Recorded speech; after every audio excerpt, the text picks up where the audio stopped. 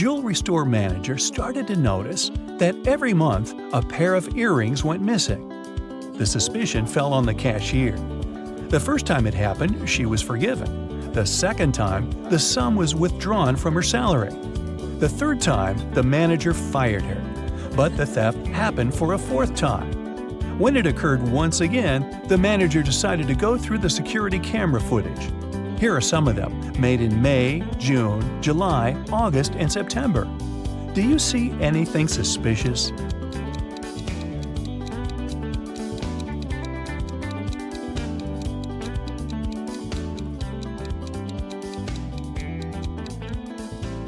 On each of these recordings, there's a man with a cast. If he really had his arm broken, it'd heal in a month or a couple of months max. But it's been 5 months, so the cast is obviously fake, and he's the thief. I think the cashier should file a wrongful termination suit, but I digress. Venus was expecting her delivery, but it was running late because of heavy rain. She had to go to work, so she asked her boyfriend, who had a day off, to get it from the post office for her. When Venus came back home, her boyfriend said that he had just been to the post office, but the package hadn't arrived yet. Venus understood that her boyfriend hadn't gone anywhere. How did she figure it out?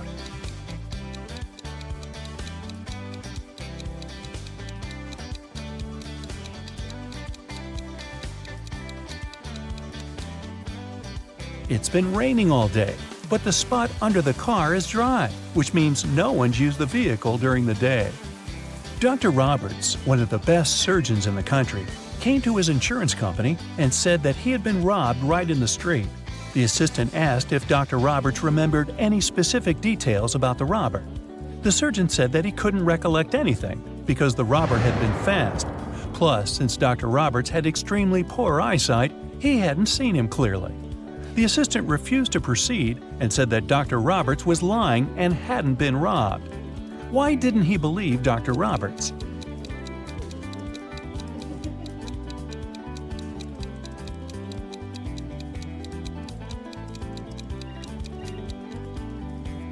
Dr. Roberts is a surgeon. Surgeons usually have excellent eyesight. So why did a highly paid surgeon need the insurance money? There was a grand ball organized in honor of Ms. Dell's birthday, and half of the town was invited. Suddenly, the lights in the entire building went off for a couple of minutes. When the lights came back on, Ms. Dell's beautiful diamond earrings were missing. The main suspect was her distant cousin, Sylvia. But the girl said that she had been in the bathroom fixing her makeup. She didn't even notice that the lights had gone out because she'd been busy. Who is lying, Ms. Dell or Sylvia?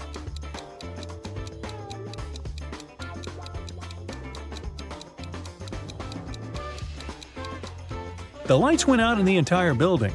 If Sylvia had been fixing her makeup, she would have definitely noticed that something was wrong. Hey, it's dark in here. In a parallel universe, it's only allowed to have fun and eat candies. No one ever reads or studies. Mrs. Relham came back home after a long day at the club. Her 3 daughters had been staying at home. The woman asked them what they had been doing. Hannah said she'd gone shopping for a new board game and then spent the day playing it with her friends. Elle said that she had been partying with her classmates in the pool. Ava said that she had been binge-watching TV shows all day and eating ice cream. Mrs. Relham could tell that one of her daughters lied. Who was it?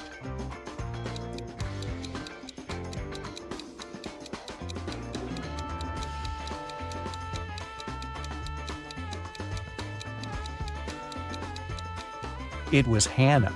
Look, the board game she bought is unpacked. She couldn't be playing it. 4 friends were driving to New York City for the weekend. The music in the car was on and everyone was in a good mood, so the driver got distracted and got in a car crash. A police officer arrived and started an investigation. He asked the guys who had been driving, but no one wanted to take the blame. Then the officer inspected the car. Can you tell who was driving?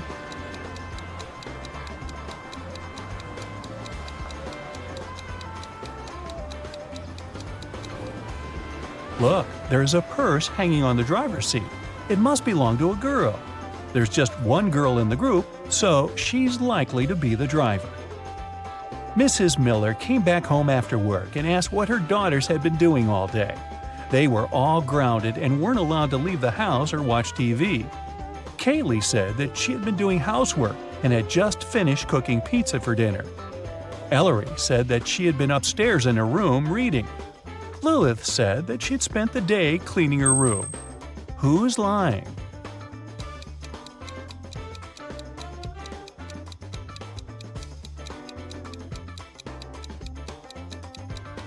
It's Kaylee.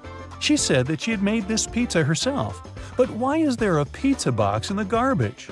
She ordered the pizza and was probably doing something else instead. It was a cold fall day.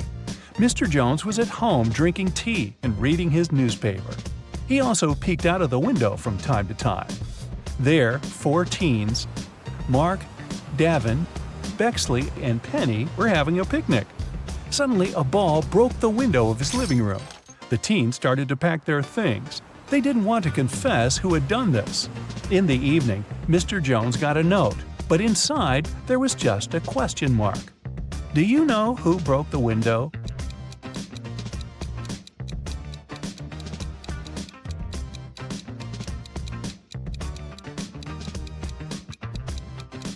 The question mark is a hint. It literally means question mark. So Mark must be the one who did it. Adele found her friend Oliver on the floor of his studio in the attic. She called the police. The officer who came asked the girl to tell him what had happened. Adele said that she had been walking past Oliver's house and noticed that the lights had been on. She came up to the window, peeked inside, and saw him on the floor. She called the police and ran into the house. The police didn't believe her. Do you?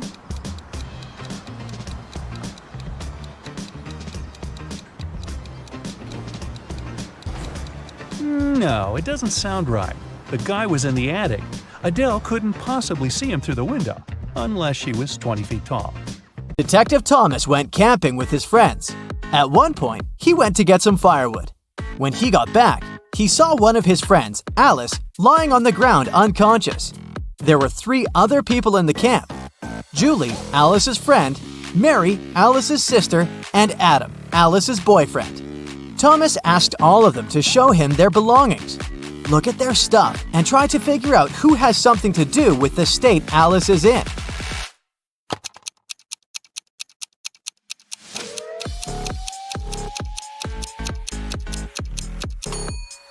It's Julie.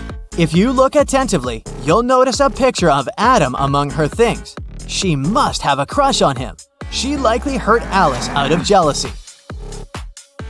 Eve went on an expedition to Antarctica with a group of scientists. 3 days into the expedition, Eve woke up and found out that all of her colleagues were missing. The only thing she found was an envelope. Inside, there was a letter. Apparently, a crazy scientist had taken her friends, and now Eve could only save them by cracking his riddles. Here's the first one. How many months have 28 days? The number you'll get is the number of feet you'll need to walk before you start digging.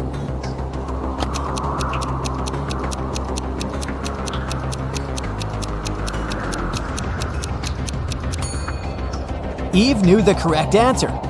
All 12 months have 28 days. She walked 12 feet and started digging. The next clue was waiting for her there. It was a bag with a book, a can of paint, a screwdriver, and a note that said that the scientist had locked Eve's friends in his lab in a cave. It didn't take Eve long to find the cave, but there were 4 entrances leading inside. Passage 1 was guarded by venomous spiders. Passage 2 had a huge and pretty aggressive monkey blocking the entrance. In Passage 3, Eve saw a mammoth. And at the entrance to Passage 4, there was a bottomless well. Which tunnel should Eve choose?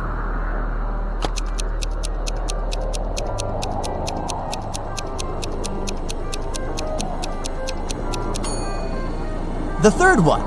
Mammoths have been extinct for thousands of years, so the animal the girl sees is likely a hologram. Eve entered the lab and saw a dog inside, but it wasn't a regular dog, it was a robot dog. Barking, it ran after Eve. The girl remembered she had a book, a can of paint, and a screwdriver in the bag she had found. What can she use to get rid of the robot?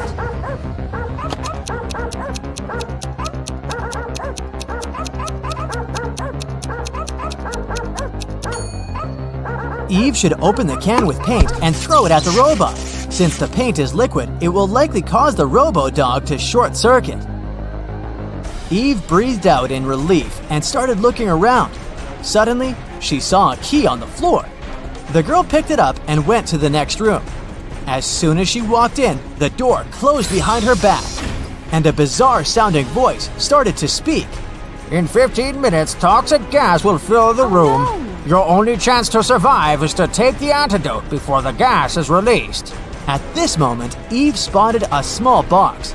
She opened it and saw 4 pills and an instruction. Take 4 pills, one every 15 minutes. Will Eve have time to take all the pills before the gas fills the room?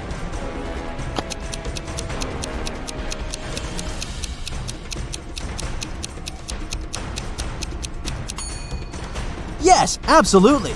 The first 15 minutes will start after she takes the first pill, so taking 4 pills will take her 45 minutes. Eve got out of the room and finally found her friends, all tied up. She immediately set them free, but they needed to get out of there as soon as possible. They saw 3 doors leading outside. Behind the first door, there were hungry polar bears. Behind the second door, the air was so cold it was impossible to survive there. And behind the third door, there was a waist-deep lake with piranhas. Which way should the friends choose?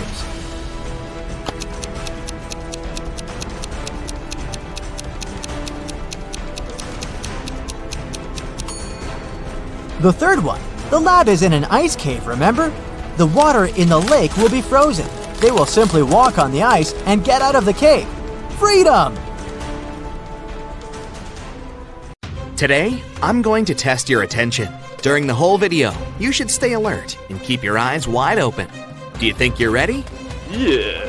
Let's see. Okay, let's start with a riddle about these 2 pretty ladies.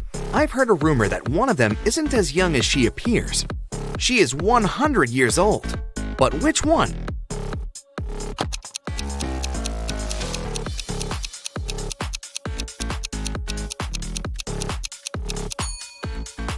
It's the lady on the right. Take a look at her reflection in the mirror. It shows her true posture and true age.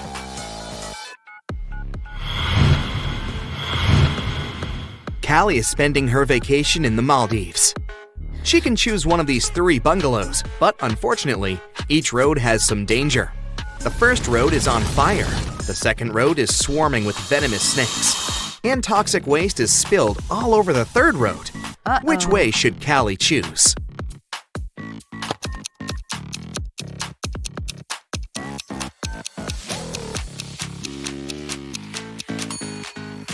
She should choose the first road. Callie can put out the fire with seawater. There's plenty around.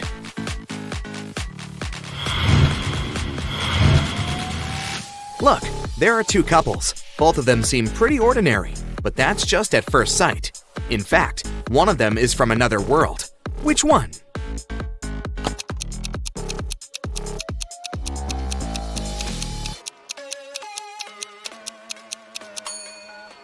Of course, it's the couple on the left. Take a look at this guy's feet. They don't match his reflection.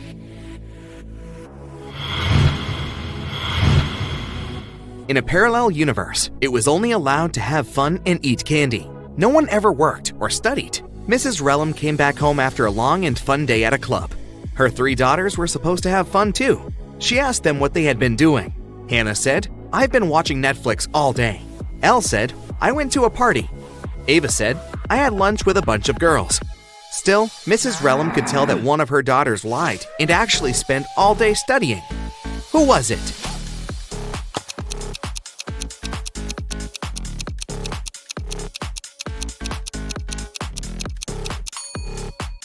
It was Hannah.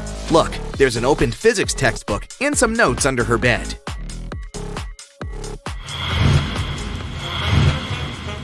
Ava had a sleepover with her friends, so no wonder that her room is a complete mess. Now she's going camping with her friends. She needs her boots, a flashlight, and a raincoat. Can you help her find them in the room?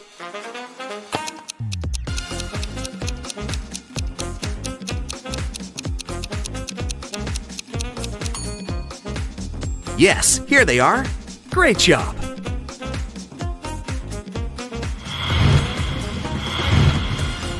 After Ava returns from her camping trip, she'll need to go to her art class.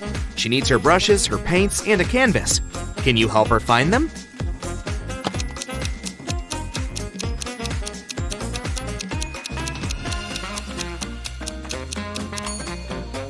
Here, here, and here. Did you manage to locate all of them?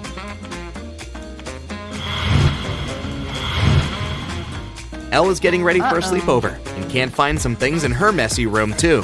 She needs her pajamas, a laptop, and a Bluetooth speaker. Can you help her find them?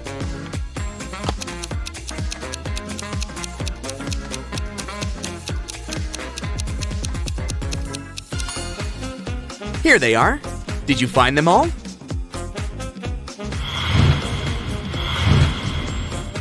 Now Elle is getting ready to go to a club with some friends. She needs her dress, a makeup kit, and her wallet.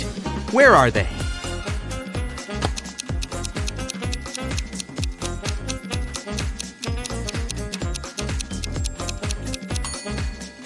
They're all right here.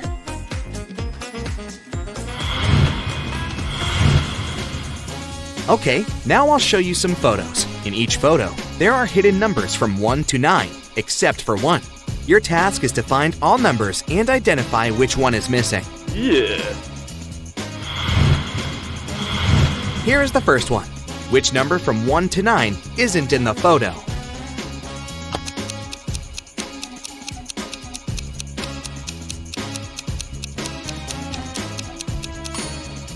Correct. There is no number 3.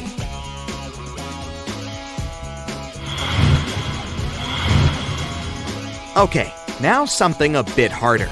A new photo, but the task is the same. Which number is missing?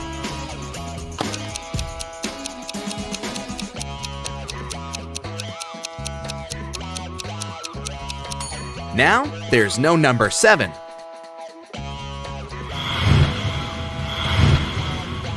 The next one, here it is. What do you say?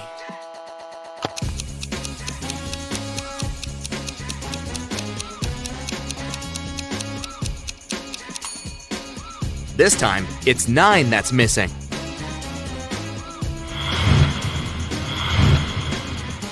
The task is getting harder, and the numbers aren't so easy to find anymore.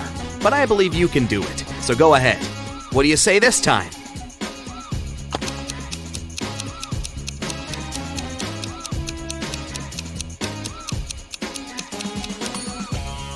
There is no number 5. That's right.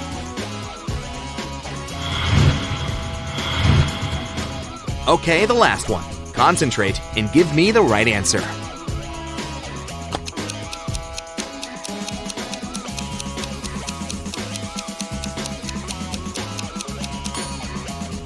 Yes, number 8 isn't there. Great job!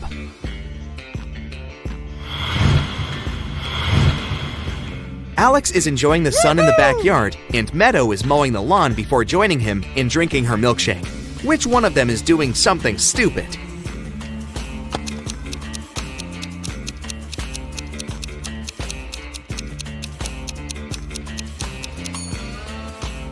Meadow.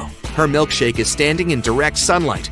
Firstly, it'll have melted by the time she's free. Secondly, the milk can go bad, so she's likely to get a stomachache.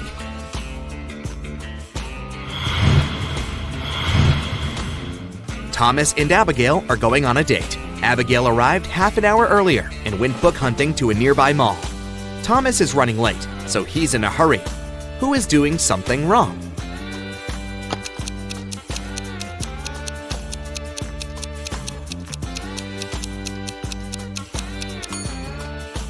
Thomas. He's driving on the left side of the road.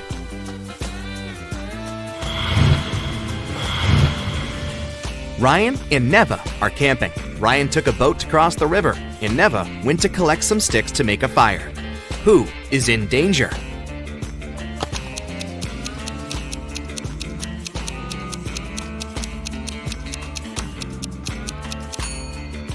Ryan. Look, the boat has a crack in it and starts getting filled with water.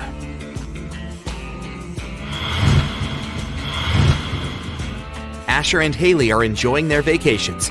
Asher is on a beach and has fallen asleep. Haley is hiking in the mountains. Who is not smart?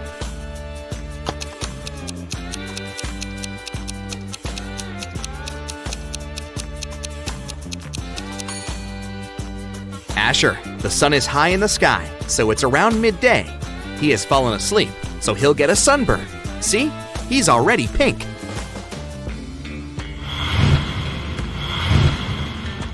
William and Wendy are late for work. Who is doing something wrong?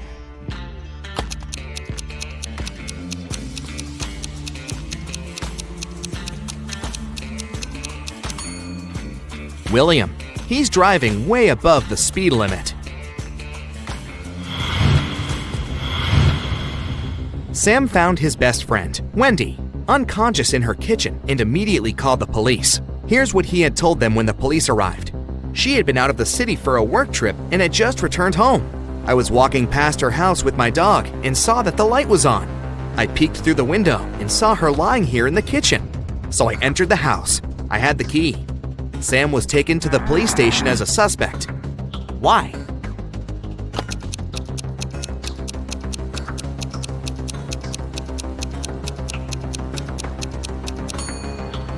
Sam said that he had been walking with his dog, but then, where is the animal?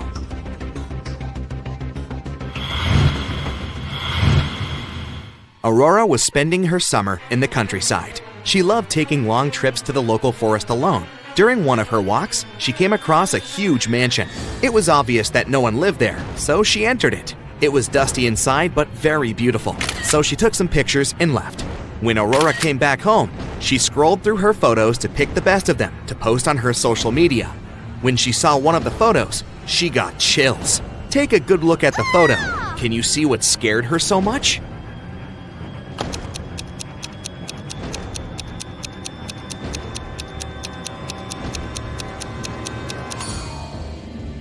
Aurora noticed a ghost right here.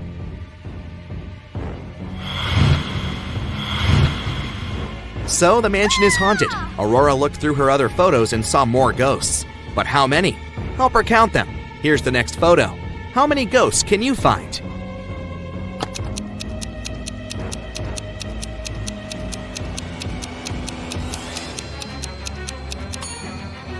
One, 2, and 3. There are 3 ghosts in this one.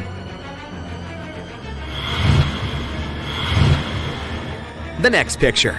Do you see any ghosts?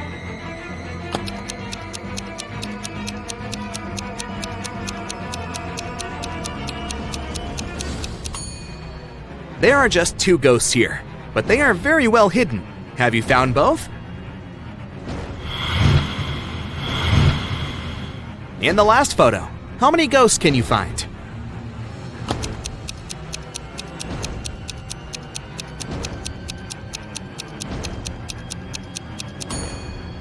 Look, there are 4 of them here.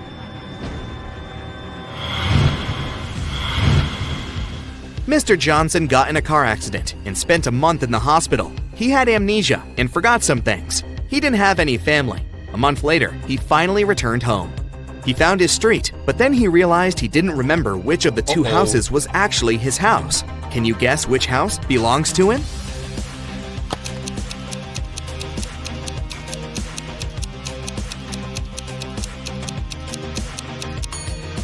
The light is on in this house, so someone must live there. As you remember, Mr. Johnson lives alone, so his house must be the other one, with dark windows. Mrs. Brown is a landlord of an apartment building with a no-pet policy. Not even fish are allowed. One night, she heard a dog barking somewhere on the floor above hers. The next day, she inspected 2 apartments. In which apartment does the dog live?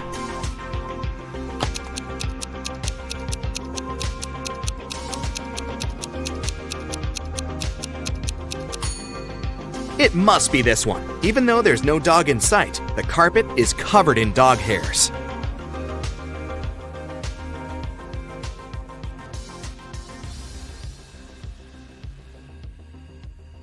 Sam wants to cross the Sahara Desert. This risky journey will take 6 days. But unfortunately, one man can only carry enough food and water for 4 days. Can you calculate the smallest number of other people that will need to help Sam carry enough food across the desert?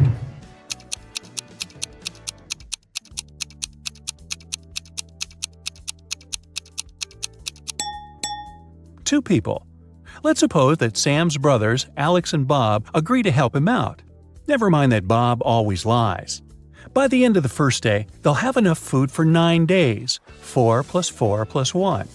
Now Alex can head back home with a 1-day food package. Meanwhile, Sam and Bob can continue their journey with an 8-day package. By the end of the second day, the total food supply will reduce to 6 food packages. Now Bob can grab enough food for 2 days and go home. At this point, Sam will still have a 4-day food package to fulfill his dream. Sam met a genie in the middle of the desert. The genie said, "Hi, I'm Leo. If you solve my riddle, I'm going to fulfill your wishes. But if you fail, you'll serve me till the end of infinity. Deal?" Well, Sam agreed. Here's the riddle. It's not alive, but it grows. It doesn't have lungs, but it needs air. It can't be washed, but it's never dirty. What is it? Can you figure it out?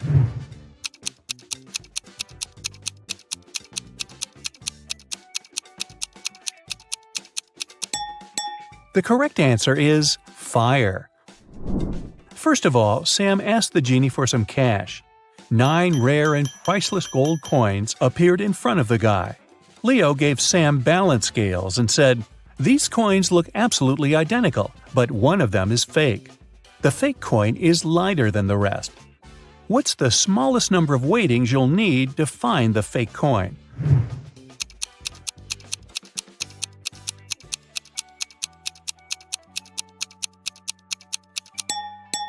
The correct answer is 2. First, Sam should divide the coins into 3 equal piles. Then he should place a pile on each side of the scales, leaving the remaining pile of 3 coins on the ground. If the scales remain balanced, it means that the 6 coins on the scale are real and the fake coin is in the 3rd pile. But if the scales do tip, Sam will easily find out which pile contains the fake coin. Spoiler, the pile which is lighter. Either way, he should put 6 gold coins aside and leave only the lightest pile. Then he can use the same method to find the 3rd coin, by putting 1 coin on each side of the scales and leaving the 3rd one in his hand. Sam was hungry, so he had one more wish, to have dinner. Leo began frying some fish in a pan that could only fit 2 fish at once. It takes 5 minutes to fry one side of a fish. What's the shortest time Leo needs to fry 3 fish in one pan?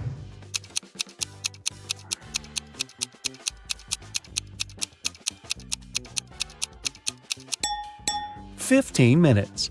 Leo should put 2 fish in the pan and fry them for 5 minutes. Then he should take 1 fish out and then turn the other one over. After that, Leo should start frying the 3rd fish. He should fry both fish for 5 minutes. The first fish will be ready, so he should put it away on a plate while turning the other over. Now, he should put the half-fried fish back in the pan and fry 2 fish for 5 more minutes. Voila! All 3 fish are now ready."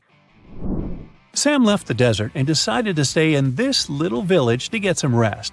He wanted to get a haircut and a shave after his long journey.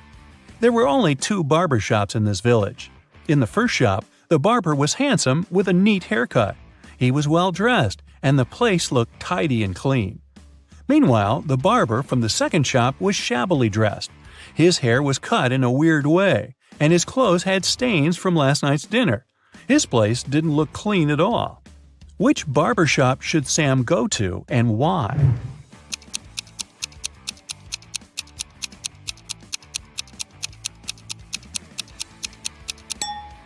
Since there are only 2 barbers in the village, it's obvious that the tidy barber must have his hair done by the other, and the second barber must have used the services of the first man. Therefore, Sam should choose the barber from the second shop because he's more professional. 2 business partners, Rick and Frank, met in a restaurant. It was a hot summer day, so they ordered cold mint tea with ice. Rick gulped down 5 glasses of this drink during lunch. Meanwhile, Frank managed to drink only 1 glass. Soon after that, Frank fainted and fell to the floor.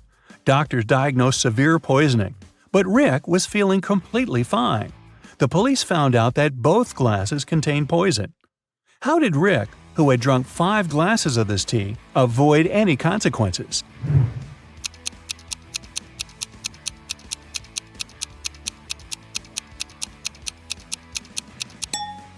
Rick survived because the poison was in the ice cubes. He drank quickly, and the ice had no time to melt in his drink. As for Frank, he drank his tea slowly, and the ice melted in his drink to poison it heavily. You pronounce me as 1, but write me as 3. You can't read this riddle without me. What am I?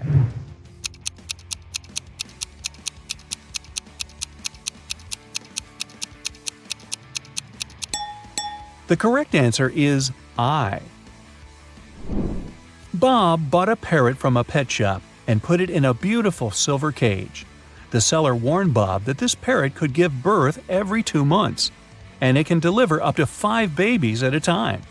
How many parrots will Bob have in a year?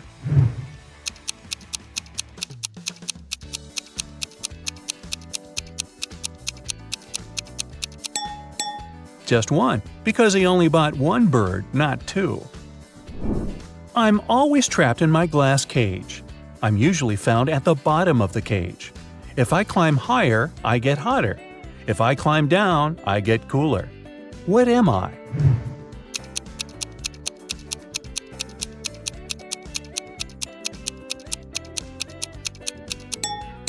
The correct answer is a thermometer.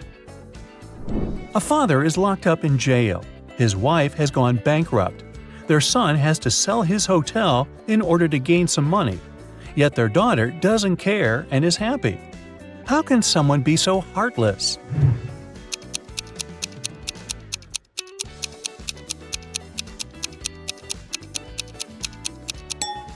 The family is playing Monopoly, and the daughter is winning the game. 2 influential media moguls are having lunch at an expensive restaurant. They're discussing the merger of their companies. The transaction amount is several $billion. They're whispering since the terms of this deal are top secret, and they suspect that someone can hear them. And they're right. Some curious people are eavesdropping on the conversation between the 2 businessmen. Try to find them.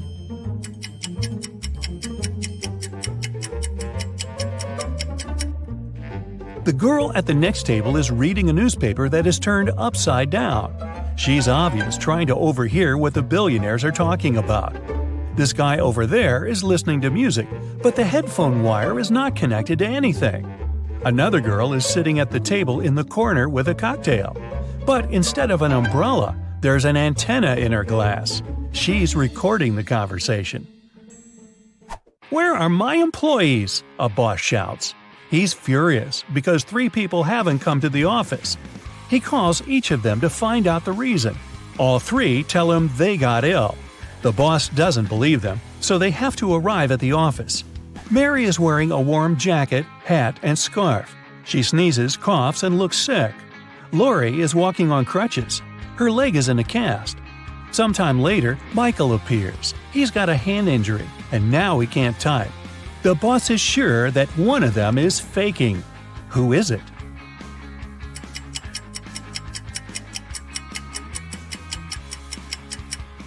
Mike's left arm is broken, but his phone is in his left pocket.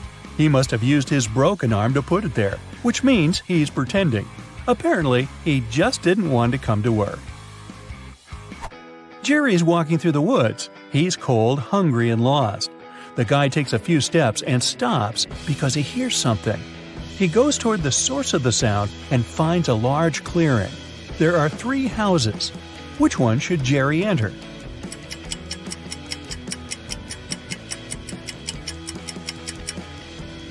The house on the left is closed from the outside. There's a lock on the door, see?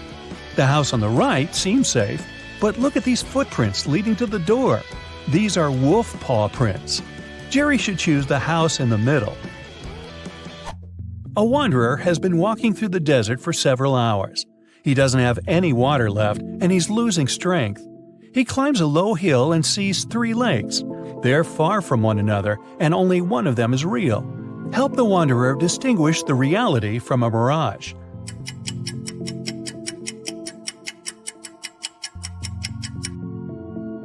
There are palm trees near all the lakes, but only one of them reflects the trees. It means that the lake on the right is real. You're walking along the beach. Suddenly, you hear a scream. A woman is calling for help. She's drowning. You run into the water and swim towards her. As soon as you approach her, you see 3 more people. They're all screaming, but only one of them needs help. The rest are mer people who want to take you to their kingdom. How can you find out which one is human?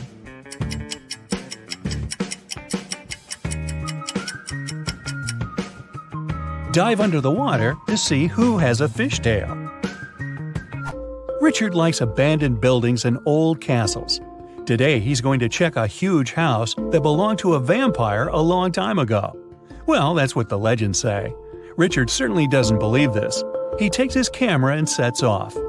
It's dark and cold inside the house. Crackling sounds are coming from the corridor. Richard shines a flashlight and sees 3 vampires. Richard starts running away, but then he stops and returns. It seems these vampires are fake. How did the guy understand this?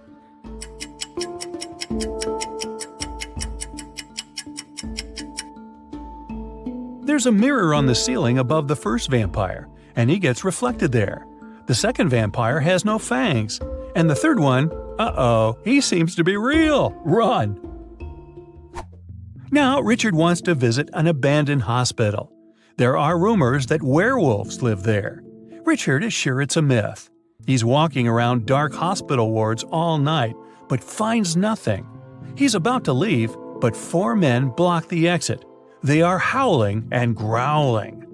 Which of them is the real werewolf?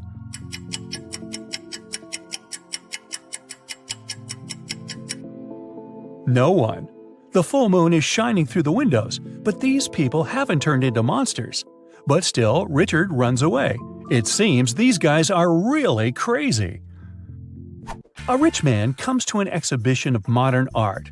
He's going to buy a new painting for his collection. The owner of the exhibition shows him 3 works of different artists. In the first picture, there's a green triangle with a sunflower in the middle. The second painting is of a tiger taking a selfie on his phone. In the third picture, there's a flying house. The collector is sure that one of the paintings is fake. Which one?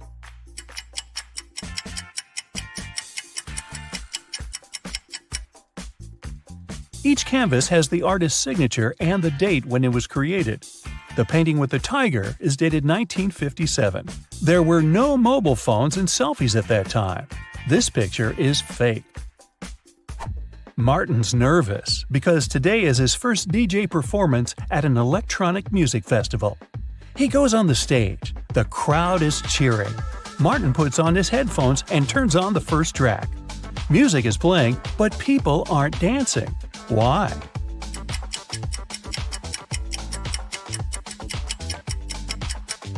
The music is only playing in the DJ's headphones. Martin hasn't connected the wire to the speaker, see? It's a cold night. Dark city streets, lights of driving cars, sounds of sirens, loud voices, chilly air, wet asphalt. Are you ready to get rid of the crime in this city? Then remember to count your correct answers. November 4th, 2021. It's been raining for 3 days, but even this is not enough to wash away all the dirt of the city. For several hours, Detective Sadfist had been sitting in his car near the house of a Hollywood star. The detective is sure that someone is going to rob her house. The actress doesn't believe in this. In the distance, he sees a tall man in a hat. He approaches the door and knocks. The actress opens the door and greets the stranger. "Oh, I'm sorry, I thought it was my house," he says. "It has a very similar design." The actress closes the door and the stranger leaves. The detective gets out of the car and arrests him because the man is a thief. Why is the detective so sure about this?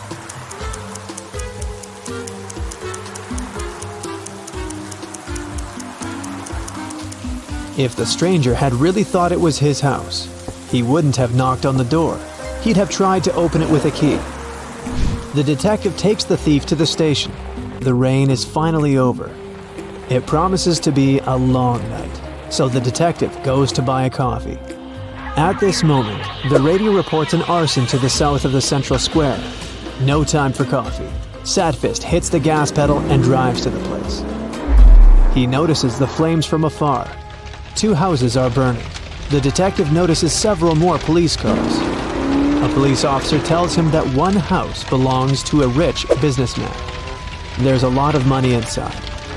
The owner of the second house is a poor artist. His paintings are burning now. Which house will the detective go to first to put out the fire?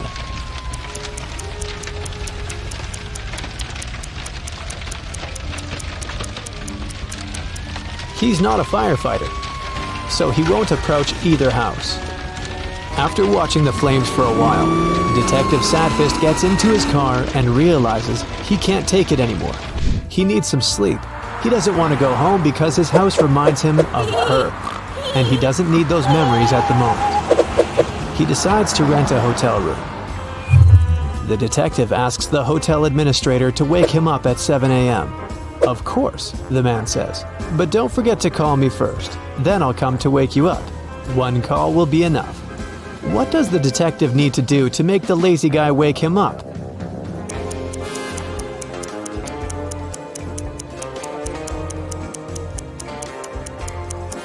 He can set an auto call for 6:50 a.m.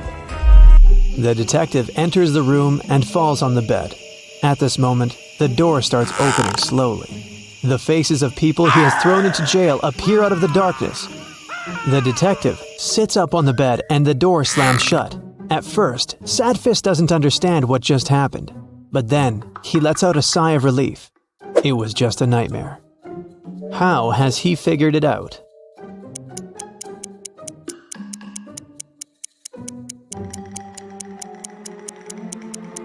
It's already light outside. It was dark when the detective checked into the hotel. That means he was asleep. A new day, a new case. The detective is going to the countryside. A girl has disappeared there. Sadfist intends to find her. He stops his car near 3 houses. They're located on the ocean beach.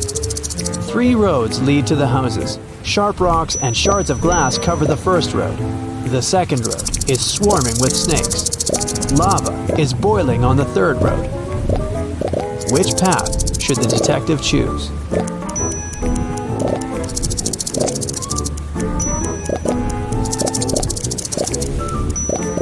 The ocean will soon cool the lava and turn it into stone.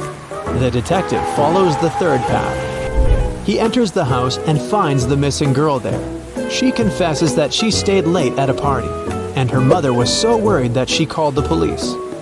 Detective Sadfist arrives at an office building in the center of the city. He goes up to the top floor. Here, a rich banker is lying unconscious. Someone hit him on the head and stole important documents from his safe. There's a tape recorder on the banker's desk. The detective turns it on. The banker's voice comes from the microphone. "My nephew. He called me a few minutes ago and said he would break into my office and take my documents. I don't know what to do. If something happens to me, you should know. My nephew Michael is to blame. Oh no, I think I heard the elevator doors open. I think it's him. He's here." The recording ends. "We must find his nephew," one of the police officers says. "I don't think so. The nephew has done nothing wrong. The man just wanted to frame him," Sadfist answers. How did the detective figure that out?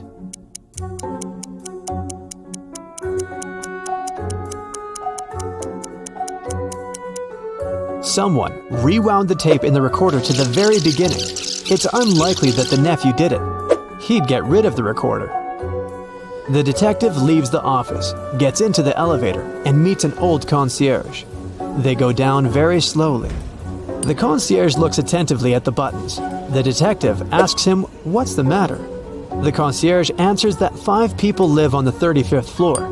3 live on the 20th floor. 4 people live on the 7th floor. And 7 people live on all other floors.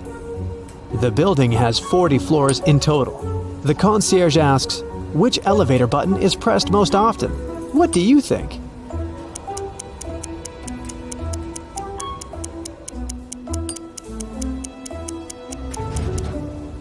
The answer is the first floor button. It's pressed by every resident. The detective gets into the car and drives to a cafe. He hasn't eaten anything since yesterday. He orders an omelet and opens a newspaper. There's a riddle on the front page. In the winter, a guy went to a nearby village to meet with his friends.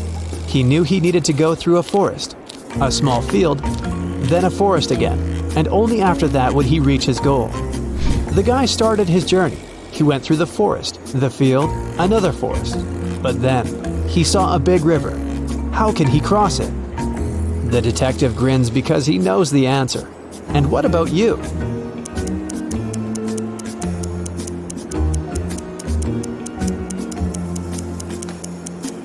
It was winter. The river was frozen. A waiter approaches Sadfist and puts his omelet with coffee on the table. The detective eats, then calmly gets up from the table and heads to the kitchen. There, he meets a masked robber. The detective arrests him. How did he know there was a criminal in the kitchen?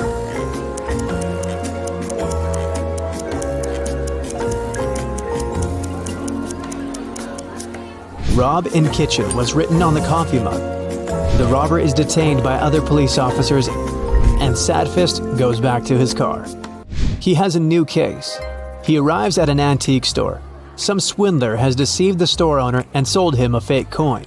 The coin has a date on it, 175 BCE. It looks old. The analysis has shown that the coin is ancient. The store owner says he thought it was really made before the current era. How did he eventually understand the coin was a fake?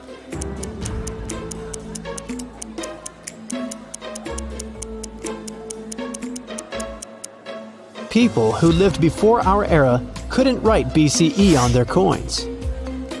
Sadfist leaves the store. Oh no, his shoes are torn. The detective gets into his car and goes to a shoe store. He parks, gets out of his car, and he sees 3 stores. The best shoes in the city, the sign on the first building claims. The best shoes in the world is written on the second building. But the inscription on the third store is the best. Detective Sadfist smiles and goes there. What's written on the third store?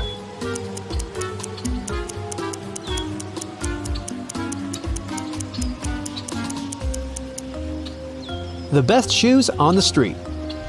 After doing some shopping, Sadfist drives down the street and sees a group of suspicious people standing next to a building under construction. The detective stops the car. People notice him and run away in the other direction. The detective runs after them. It seems they've managed to escape, but Sadfist doesn't think so. He calls for backup and tells the police he's caught a gang of hooligans. They're all hiding in a transformer box. How did the detective know that? After all, he lost sight of the hooligans at some point.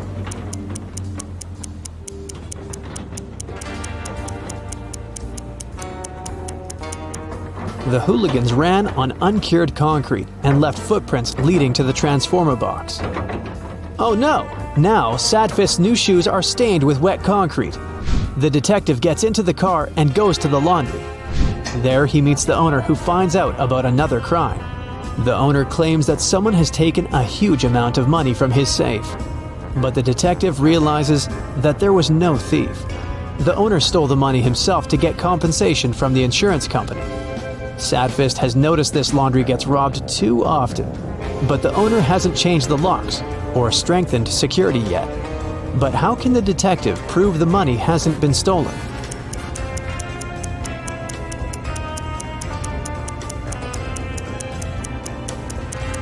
There are banknotes in that washing machine over there. That's where the owner hid the money. Tired, the detective returns home. His apartment is a mess. Since she left him, the house has turned into a dump. A mouse squeaks somewhere in the room. Inspect the apartment and help Sadfist catch the rodent.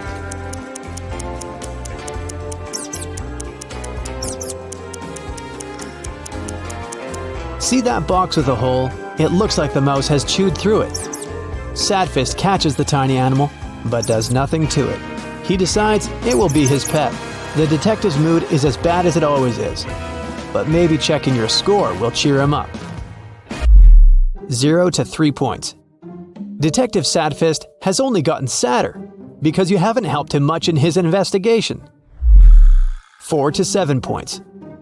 Not bad for an ordinary private detective, but it's unsatisfactory for Sadfist, the best detective in the city. Next time, try to be more attentive. 8 to 10 points. Well, it's better, but still not good enough. It's like having eaten a burger and still feeling a little hungry. 11 to 14 points. Today, the city can sleep peacefully. You've helped the detective in almost all cases. He deserves his long-awaited rest. And you do too. Jack is in a cold cell.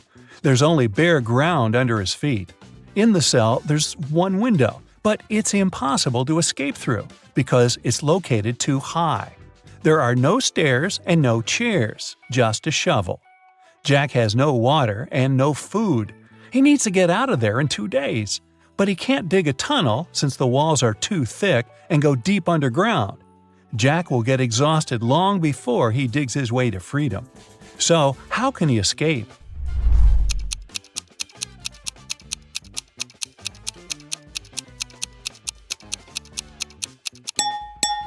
He needs to dig a large hole in the ground and use the dirt to make a small hill. He can then climb it and reach the window.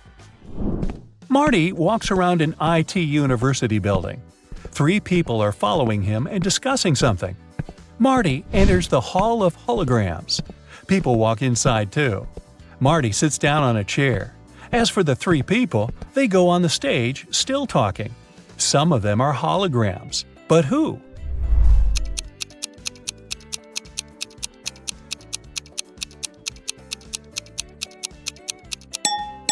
This guy has a flashing nail on his right index finger.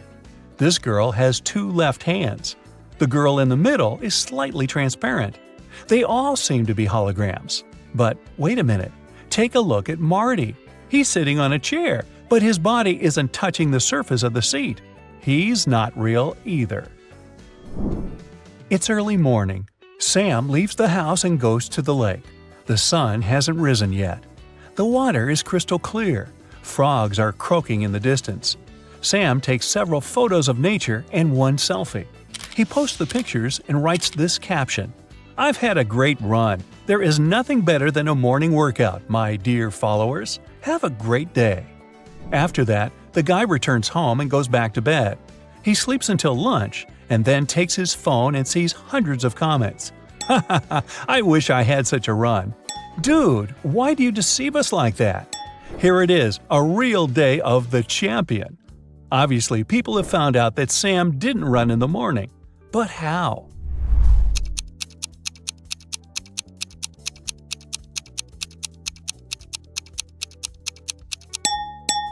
He wrote that he had just had a run, but his face isn't red and he isn't sweaty at all. There are 4 different countries on one distant continent. Each of these countries has its own emblem with one simple symbol. The same number of people live in each of the countries, 9 ordinary citizens and 1 monster. 1 queen, 1 king, and 1 prince. 2 jesters sometimes drop by these kingdoms. What is this continent?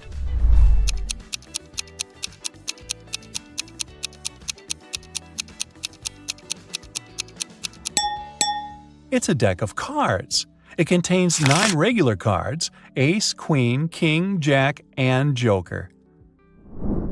Once, on a cold winter evening, someone broke into a bakery. When the baker came to the building in the morning, he noticed that the lock was broken. He called the police and reported a break-in. Then he went inside and realized that the thief hadn't stolen anything. At that moment, the police arrived. The baker told him that the place hadn't been robbed.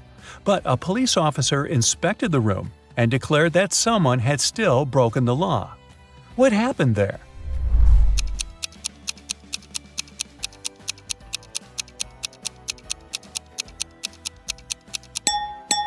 There are almost imperceptible footprints leading to the pantry. The thief must have hidden there to wait for the baker to receive the day's earnings. Mickey has been wandering in a desert for several hours. He's tired, thirsty, hungry, and sleepy. He notices a big house standing on the hot sand. Mickey goes inside and sees a massive block of ice in the center. Someone must have put it there for a reason. Mickey licks the ice, but it doesn't quench his thirst. He decides to wait. It takes a couple of seconds for one drop of water to evaporate in the desert, so the ice should melt soon. The guy leaves the building and goes for a walk. Several hours later, he returns to the house, but nothing has changed. The ice hasn't melted. How is this possible?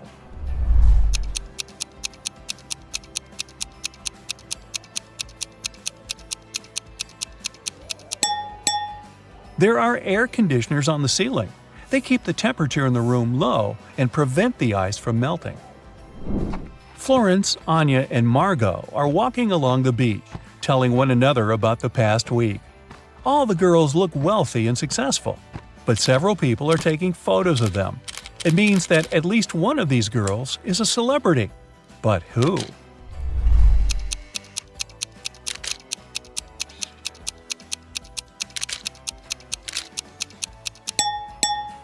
It's Anya. Look, that guy is wearing a t-shirt with her face on it.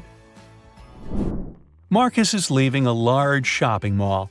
He pulls his phone out of the pocket and accidentally drops it. Oh no, the screen is cracked.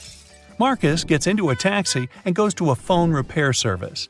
He sees dozens of shops. Each of them offers its own services.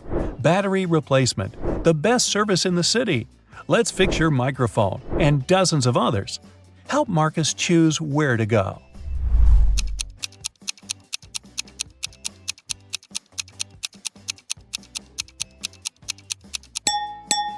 Do you see a small store with the "We can change the screen glass" sign? This is what Marcus needs. Somewhere at sea, a huge ship is traveling.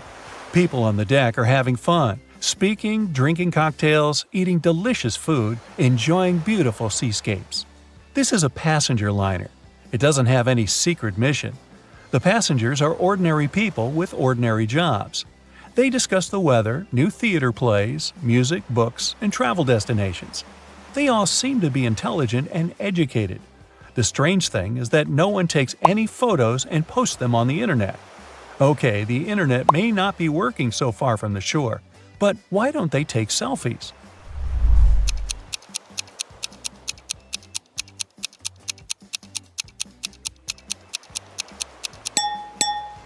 Who said this cruise was taking place nowadays? It happened before the era of smartphones and the internet. Are you ready to dive into sci-fi madness? Let's go! Somewhere in outer space, a show has just begun on a giant asteroid. A glowing star guy is reading poetry.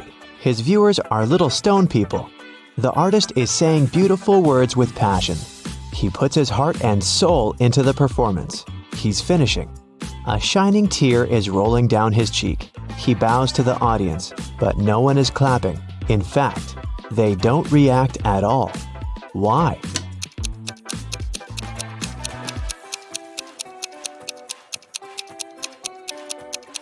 Because this is outer space. There's no sound here. Somewhere in the vast valleys of Mars, races on rovers are taking place. 5 cars are driving at high speed toward the finish line.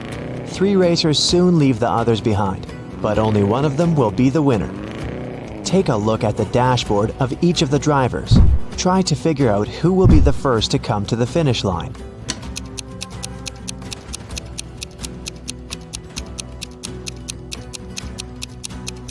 The speedometer arrow on the first rider's dashboard shows the maximum speed, but he won't win because the fuel indicator is flashing.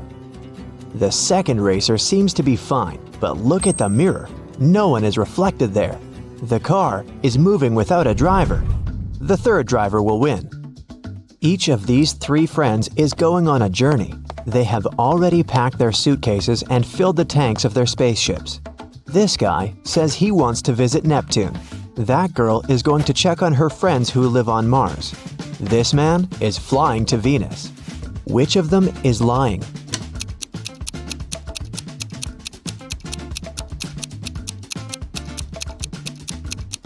Venus is very close to the sun. It's a scorching hot place. And this man is wearing warm clothes. He's probably lying. Show me your hands. The head of the Department of Extraterrestrial Beings screams. 3 detainees are sitting at the table. One of them is not human. Look at their hands. Who do you think is an imposter from another planet?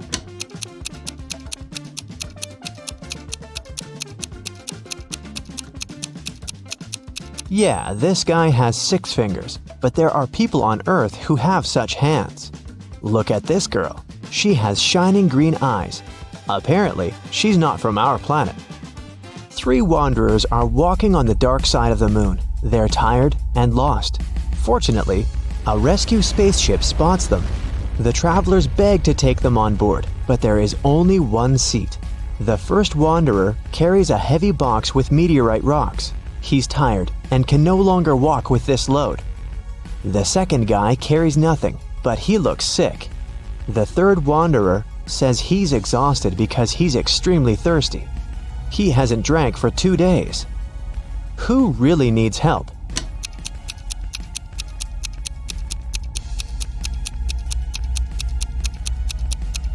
Gravity is much weaker on the moon than on Earth, so the first wanderer's box should be quite light. He just pretends to be tired.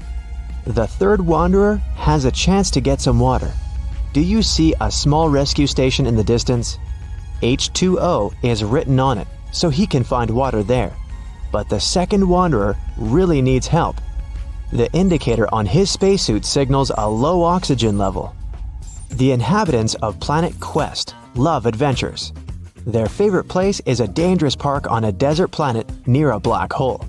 So one guy named Lup goes there. He needs to try to survive there for 1 week. As soon as he arrives at the park, he comes across a space cockroach that has 6 heads. The cockroach jumps on Lup and bites him with one of its heads. Lup fights off the monster and gets back to the ship.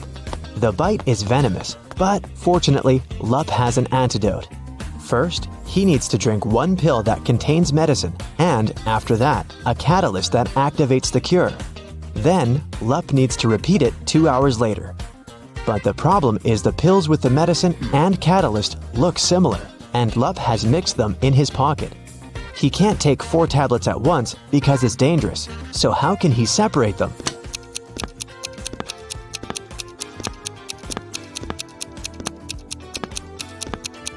Lup needs to crush all the pills and divide the powder into 2 equal parts. One is for now, and the other he'll swallow 2 hours later. There will be the same amount of catalyst and antidote in each part. You're on planet Veveki, in the Purple Pencil Nebula. Right now you're wandering through a dark forest. The trees are covered with pieces of toilet paper instead of leaves. You know you have company in the woods, a werewolf. You come to a rocky cliff and see 3 bridges leading to the other side of the forest.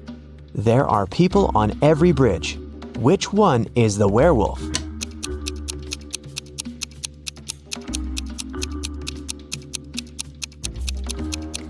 It can be anybody, but it doesn't matter. No one can turn into a werewolf since there's no full moon here. This is not Earth, remember?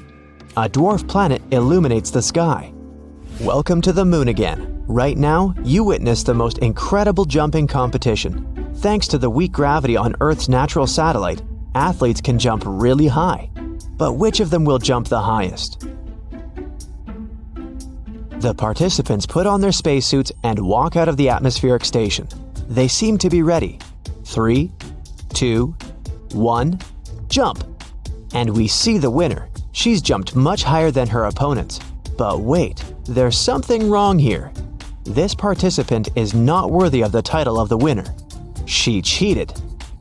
But how did you understand that?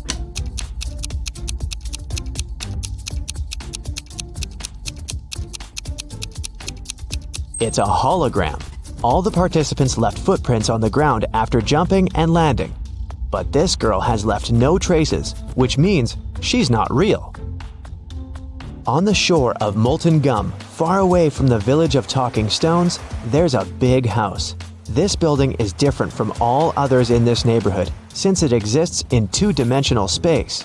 The owner is a rich architect, Mr. Ali Lee Bulb, who has just woken up after a 90,000-second nap. He finds a broken diamond banana in the kitchen.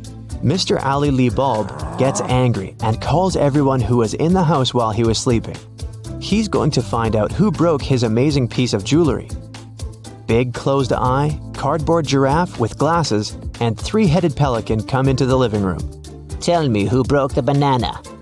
Mr. Ali Lee Bulb says, "I didn't do that. I was visiting rich old people in their dreams," Big Closed Eye tells him. I was watching the Liquid Laughter 3D movie in the living room all this time. The giraffe says, "I have no idea who I am and what's going on here. I haven't touched your banana," said one of the pelican's heads. Mr. Ali Lee Bulb immediately realizes who's lied to him. And you?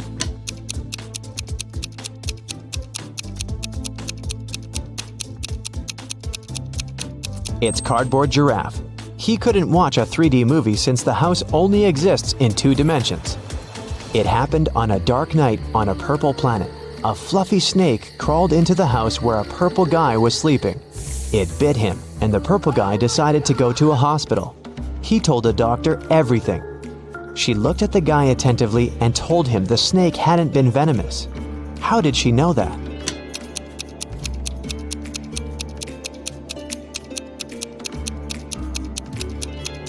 It was 3:45 a.m. on the clock in the guy's room. Now it's 11:45 p.m. on the clock in the examination room. The purple guy has spent almost a day trying to get to the hospital. So far, nothing bad has happened to him, which means the snake was not poisonous. The king of a tiny planet has no heirs. But then, who will become the ruler of this world? To choose the best candidate, the king gives every inhabitant one seed. "Whoever grows the most beautiful flower will get the planet," the king tells them. "Come back in 2 months." 2 months later, everyone came back with beautiful flowers. Among hundreds of candidates, there was one girl with an empty pot, and her brother with the most beautiful flower. The king said they would rule the planet. Why them?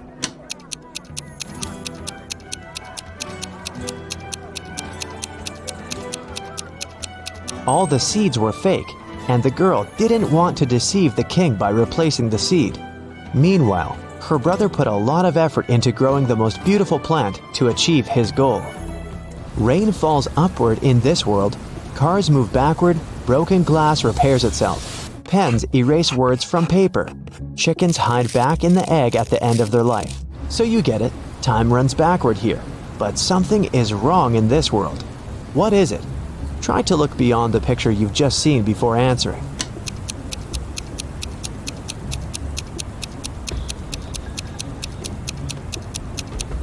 The correct answer is my voice. It's not reversed. Space monsters are chasing you inside an abandoned space station somewhere at the edge of a faraway galaxy. They're stretching their toothy tentacles towards you. Fortunately, you manage to jump into a rescue ship and get out of there. Suddenly, you realize that the ship has no brakes. There's an asteroid belt to your left. A small black hole is on the right, and a red star is in the middle. Which way should you choose?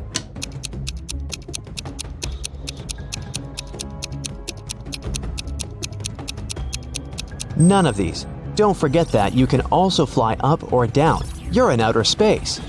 It's raining diamonds every day on this planet. The rays of the closest star that warms this world contain gold particles. Banknotes grow on trees. Seas glow green because the water is filled with emeralds. Despite all this wealth, people don't want to live here. Why?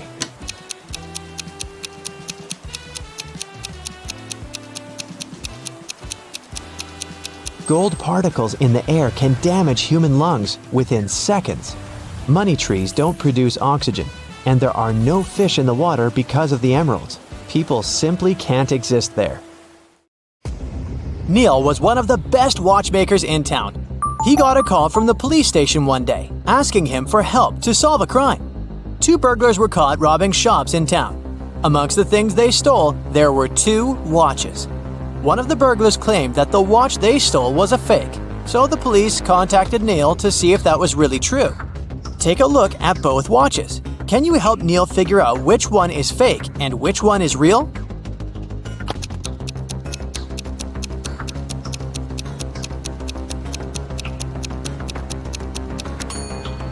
The watch on the left is a fake.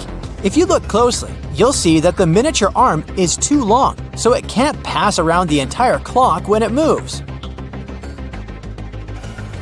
Maya was an undercover police officer. On a Saturday night, she was off duty and decided to go to the movies. When she arrived, she saw 2 women who looked pretty suspicious. She remembered that the police were tracking down a girl who had escaped from prison the week before. Take a look at both women. Can you tell if one has escaped prison recently?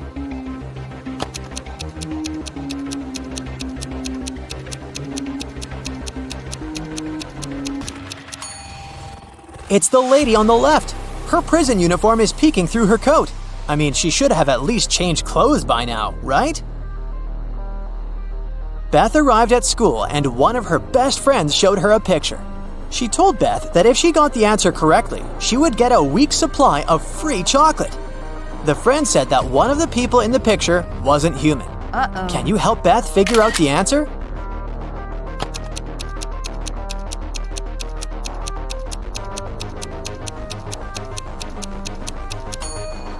It's the boy in the middle. He doesn't have a shadow, which means he's definitely not human. Ruby was traveling around India when she decided to stop for some tea. As soon as she walked inside the tea shop, the owner placed 2 teapots in front of her. He told her she would get a free cup of tea if she could figure out his riddle. He told her that the first teapot contained enough tea for 40 cups and asked to figure out, just by looking at the pot, how many cups of tea it could carry inside. Take a look at the image. Can you help Ruby figure out the answer?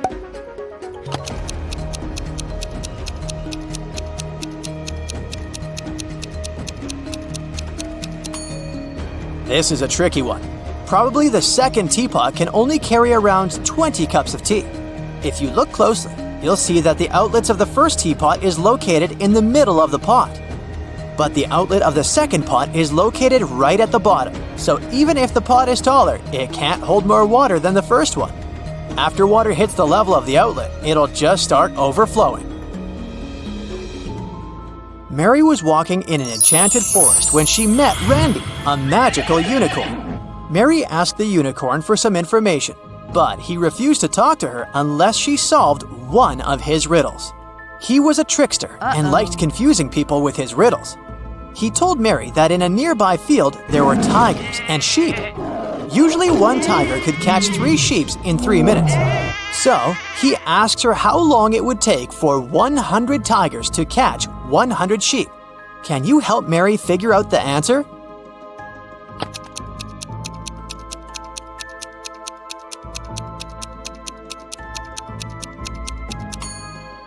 It would still take 3 minutes, because each tiger is still catching 1 sheep in 3 minutes. It doesn't matter if it's 3 tigers or 100. The unicorn was surprised by Mary's abilities and gave her another riddle to solve. He asked her to name the 5 days of the week without saying Monday, Tuesday, Wednesday, etc.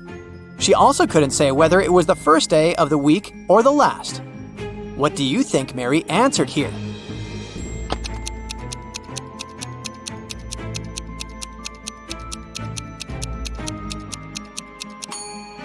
She said, the day before yesterday, yesterday, today, tomorrow, and the day after tomorrow.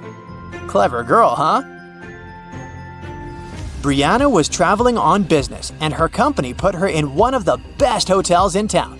She arrived from work late at night, exhausted. She was getting ready to go to bed when she heard a knock on the door. When she looked through the peephole, she saw a man standing outside. The man said he was sorry for bothering her, but the hotel database had crashed and he needed to recheck some of her information. Brianna said she would be back in a moment, got away from the door, and called security. She said there was someone in the hotel trying to rob her. Take a look at the image. How did she know the man was a robber?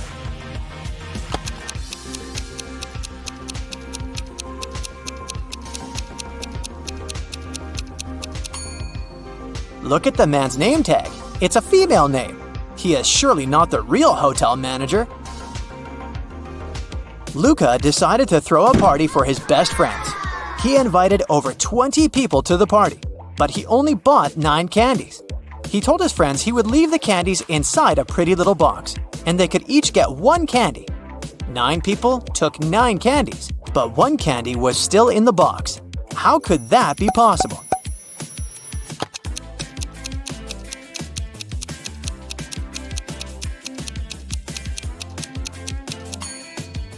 It's pretty simple. The last person took the candy and the box. This way, 1 candy remained in the box. Noah reported to the police that someone had stolen his red motorbike the previous night, right out of his garage. The police started to search for it and tracked 3 main suspects. Take a look at them. Which one stole Noah's motorbike?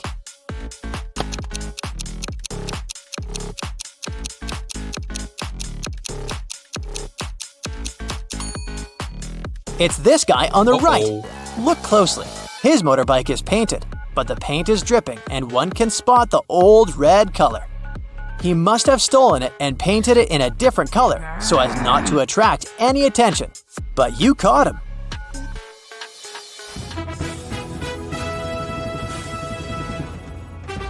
It's the finale of the Big Money Buzz Show, and Natalie is faced with a difficult task. There are 3 fish bowls, each one of them containing a different amount of gold bars inside. If she manages to put her hand inside one of the bowls and take it out, she can keep the gold bar. The first bowl has scalding hot water inside of it. The second is filled with flesh-burning acid. And the last bowl has a couple of venomous scorpions walking around. Which bowl should she choose?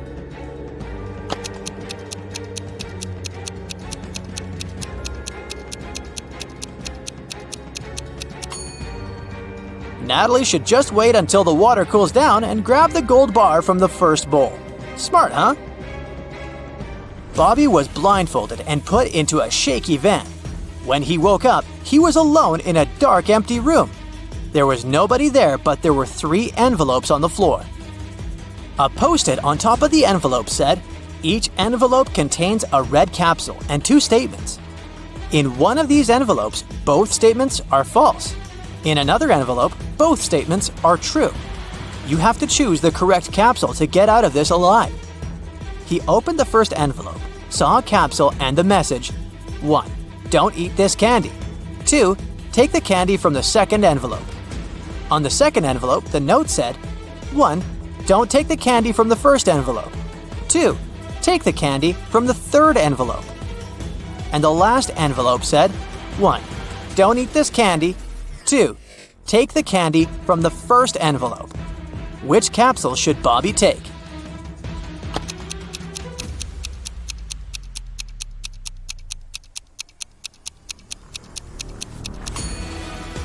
He should trust the candy from the third envelope. Let's see why.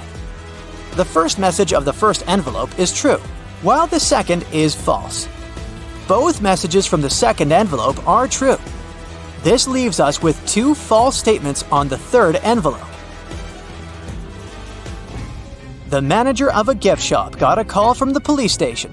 The police told him there was a burglar on the loose. He dressed up as the Joker and was robbing local shops. But since it was Halloween, a lot of people were walking dressed up as the Joker. At that moment, 4 Jokers entered the shop. The manager got suspicious, so he made the people stand in a line while he examined which one of them was the criminal. Take a look at the image. Can you guess which Joker is the real thief?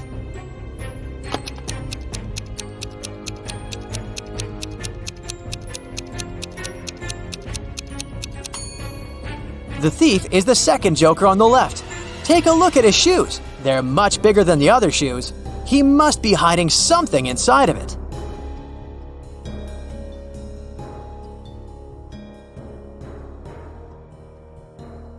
Amber's husband, Carl, is an artist. Can you guess which one of these ladies is Amber?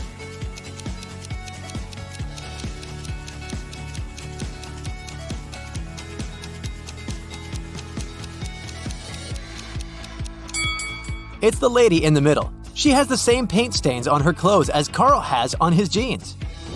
Carl gets an invitation to visit a mysterious fortune teller, Morgana. She has built a maze so that only smart people could reach her house. Which one of these routes should Carl choose?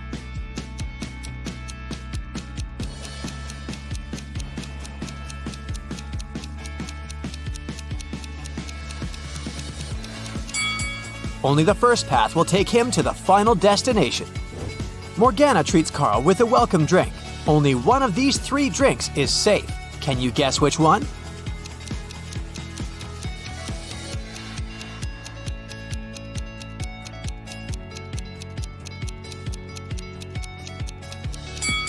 The first drink. There's a human tooth inside the second glass, and there are too many flies around the third drink, so it's probably not fresh. Morgana says, I've got a surprise for you. People put it on the table but never eat it. What is it? Can you guess?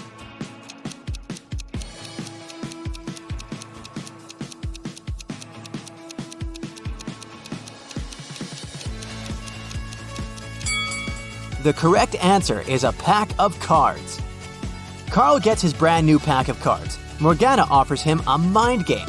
From the pack of 52 cards, she places 4 cards on the table face down and gives Carl 4 clues about the card. Card on the left cannot be greater than the card on the right. The difference between the first card and the third card is 8. There's no single ace among these 4 cards. Also, there are no face cards. And finally, the difference between the second and the fourth card is 7. Can you help Carl guess the values of all 4 cards?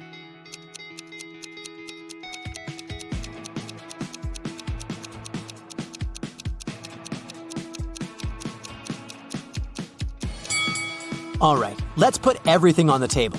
The task was to guess the value, so we can pay no attention to the suits. The first card has to be 2, and the third card has to be 10. There's simply no other way the difference can be 8. The first and the fourth clues reveal that the fourth card can only be 10. And, thanks to clue 5, we know that the second card amounts to 3. So here's the correct answer. Carl successfully solves the riddle. Morgana is impressed. She says, Now that I see you deserve my gift, I will give you a magic amulet that will turn you into the richest artist. These 3 tunnels lead to the room where the treasure is hidden. You must choose wisely if you want to stay safe. There's a rhino cuddling her calves in the first tunnel. The second tunnel is filled with gas, which is fatal for any insect. There are thousands of venomous snakes crawling around the third tunnel. Which way is more or less safe?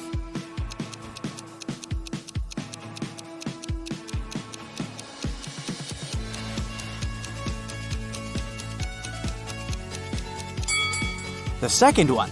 Nobody said that the gas is dangerous for humans. The next day, Carl feels sick and goes to the hospital. He meets these 3 women in the lobby. Can you find a doctor's wife among them?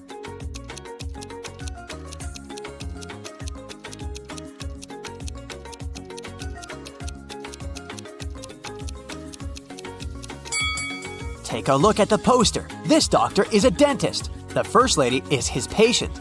And the third one is his colleague, so the second lady is his wife. 3 doctors approach Carl, but one of them is fake. Can you guess who?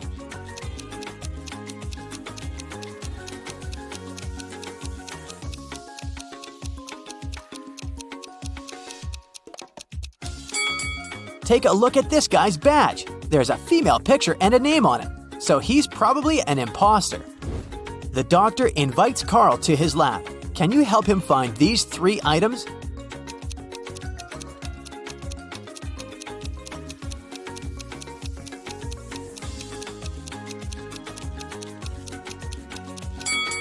Here they are. In the evening, Carl arrives home. He spots 5 weird things about this place right away. Can you see them too?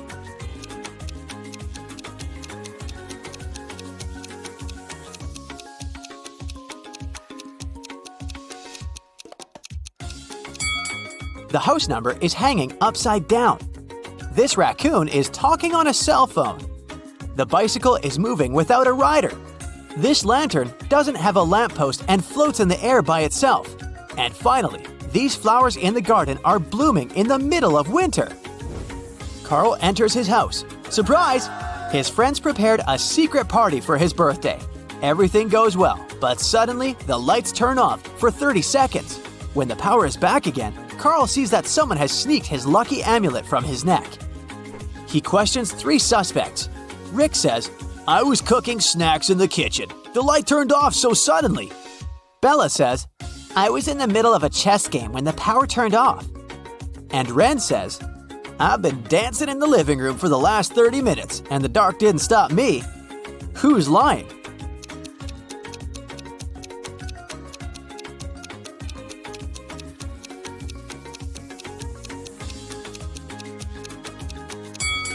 Bella. She said she was in the middle of her game, but all chess pieces are standing in their initial positions. Bella escapes with the amulet and flies away to Seychelles with her boyfriend Josh. Can you guess which one of these guys is Josh?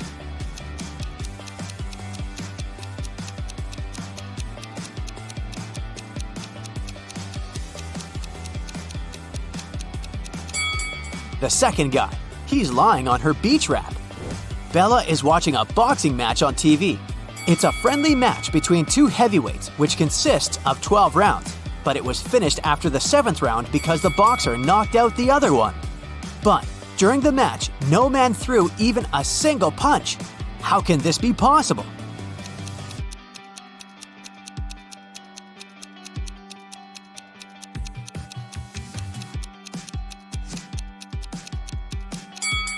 Easy. It was between 2 female boxers.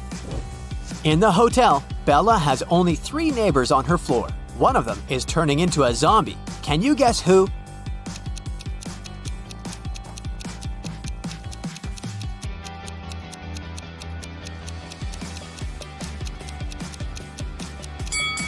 This lady. It's hot. Why is she wearing a warm scarf? Bella leaves her hotel room to get some ice. 2 minutes later, she returns and finds out that someone had broken in. How did she know?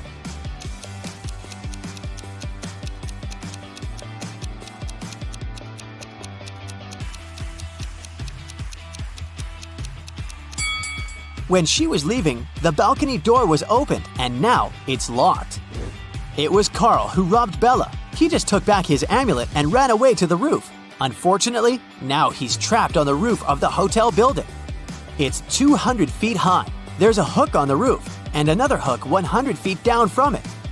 Carl finds a 150-foot long rope and a sharp knife. How can he climb down safely?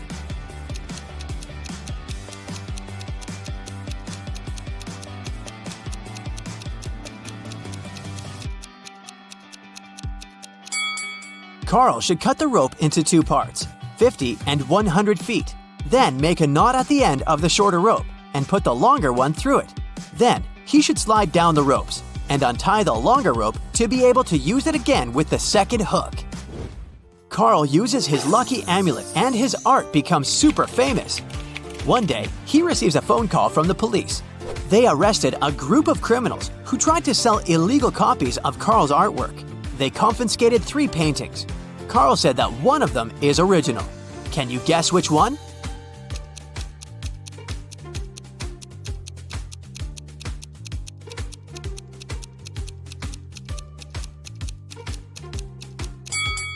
The first painting is a mirrored version of the original work. The second one has a barely visible handprint. Therefore, only the third painting is original. Carl exhibits a huge collage in a gallery. Can you spot any outstanding images?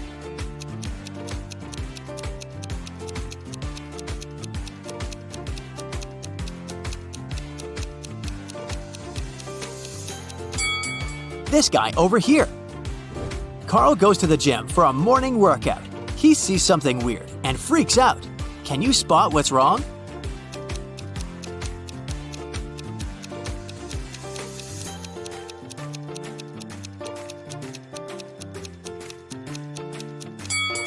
A huge spider is crawling out of the ventilation. Carl puts his bags in a locker before going to the gym shower. He locks it and takes the key with him. He hangs the key on a hook together with his towel. After bathing, Carl finds out that someone had stolen the key and robbed his locker. He questions 3 suspects, but all of them say they were taking a shower and didn't see anything. Who is lying?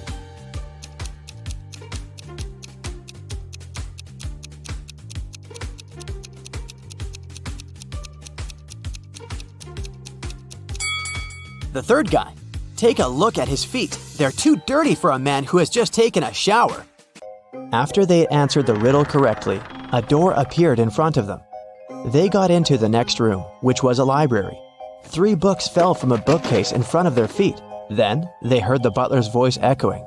You have to open one of these books, but choose wisely, because whatever creature the book mentions, it will appear here.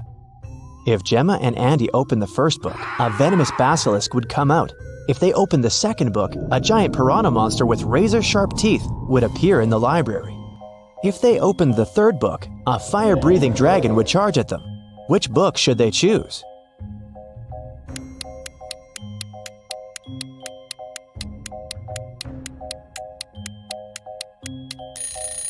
Since the giant piranha is a water creature, it can't survive on land, so the guys should choose the second book. The library door opened, and they walked into the next room. It turned out to be a dining room. A large mirror covered one of its walls. Yet, the reflection of the room in the mirror had some differences from the real room.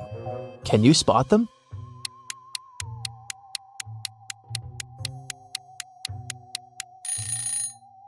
The reflection of the deer statue in the mirror has more antlers. In the reflection, you can see someone hiding behind the curtains. But there's no one besides Gemma and Andy in the room. And lastly, in the mirror, one of the plates on the table is different from the others. But in the real dining room, all the plates are the same. Gemma and Andy felt very hungry. Thankfully, the next door that opened led them to the kitchen. There were 3 different chefs inside. The first chef was a zombie, the second one was a vampire, and the third chef was human. Each of them was holding a pie in their hands, but only one pie was safe to eat. Which one?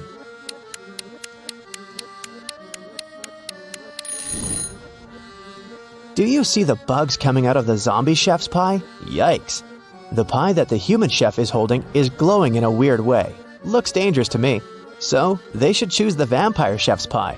Because that's not blood, that's cherry sauce on top. If it was blood, the vampire would have already eaten that. After they answered the riddle, 2 doors appeared in front of them. One of them had Gemma's name on it, and the other had Andy's. The butler sneaked behind the guys and pushed Gemma through the Gemma door, and Andy through the Andy door. Gemma fell down a pit and found herself in a mysterious garden. She accidentally woke a garden gnome who had been sleeping. He got very angry with her, and still, he agreed to let Gemma go if she answered his question correctly. He showed Gemma 3 tiny mushroom houses and asked which one was his home. Can you figure it out?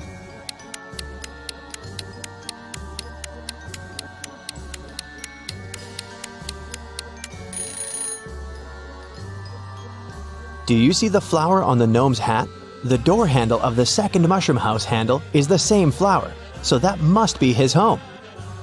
Andy, on the other hand, fell into a magical dungeon. The dungeon guard was an ogre, and he looked very pleased to finally have a prisoner. Yet he agreed to let Andy go if the guy chose the correct magical portal to escape. 2 magical portals appeared in front of him. Each of them led to a room. Andy had to stay inside the room of his choice for 5 minutes.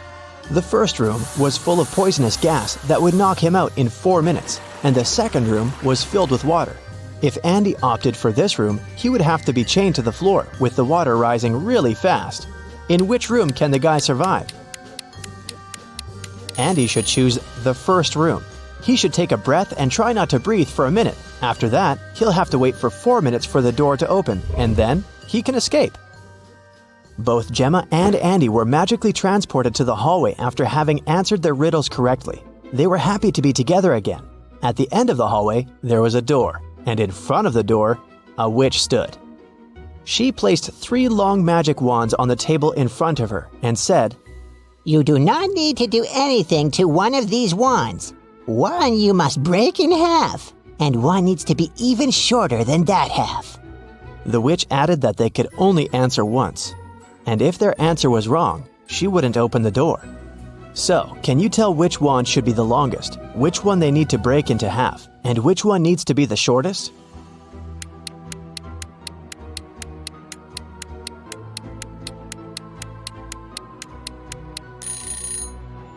Do you see those spiders hanging from the ceiling? Since the door is shaped like a spider, they must be giving Gemma and Andy a hint. The silk thread that the first spider is hanging on is the shortest, so the first wand needs to be the shortest. The silk thread that the second spider is hanging on is the longest, which means that the second wand needs to remain as it is. And the silk thread that the third spider is hanging on is of a medium length, which means that the guys need to break the third wand in half. The witch opened the door and Gemma and Andy entered a bedroom. 3 spirits were floating inside. Each of them claimed to be the owner of the mansion. Gemma knew only one of them was telling the truth. Who is it?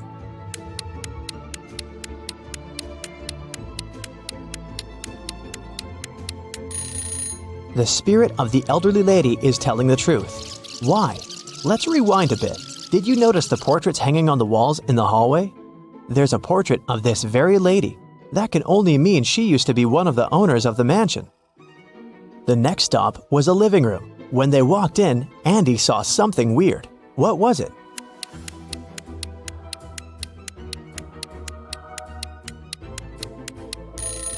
A face appears and disappears in the fireplace. The guys entered a study next. What's so weird here?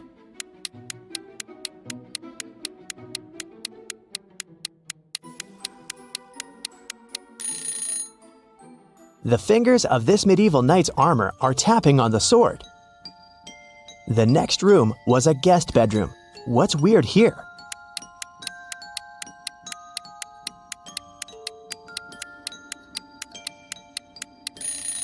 The crystal ball is showing someone trapped in the basement. Gemma and Andy decided to take a look at the basement in case someone really needed help. Yet they had to crack another riddle to enter. There was a password panel and they needed to type in 7 digits to unlock the door. They had no idea what the passcode could be. Luckily, there was a note on the wall, and this word was written on it. What does it even mean?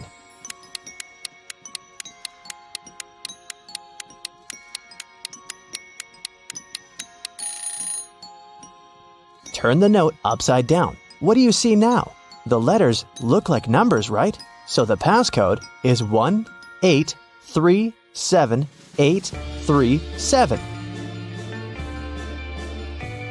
There were 3 people in the basement who claimed to be trapped there, but only one of them was telling the truth. Who is that?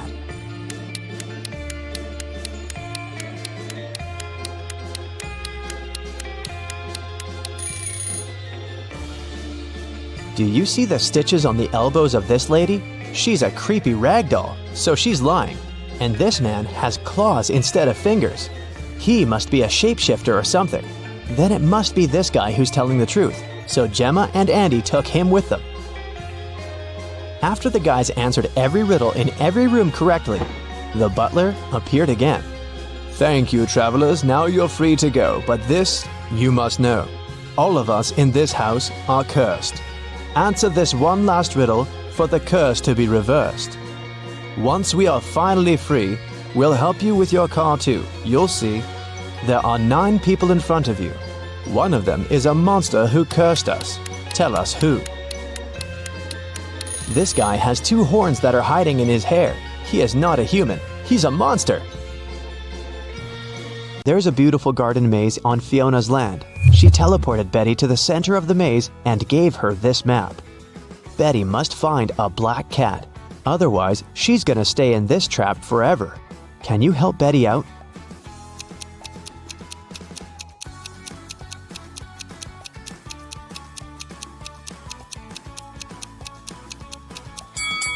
Here's the way. Betty wanted to run back to the castle as soon as possible. Suddenly, a creepy zombie started chasing her. It looked hungry. Betty was running away and noticed 3 paths. The first path was covered by poisonous acid, the second path by bugs and maggots, and the third path by thorn bushes. Which way should Betty choose?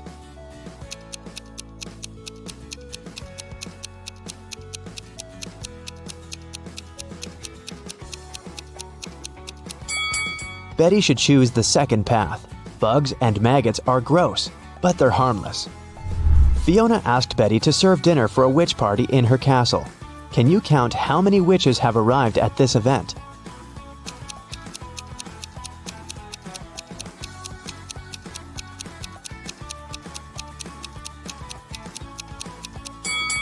There are 13 witches in this picture. This one is not a witch, it's a garden scarecrow. Betty needed to go to the store to buy some ingredients for dinner. She began to write them down. Milk, lemon juice, eggs, butter, oranges, baking soda, cashews, and vinegar. What was Betty making?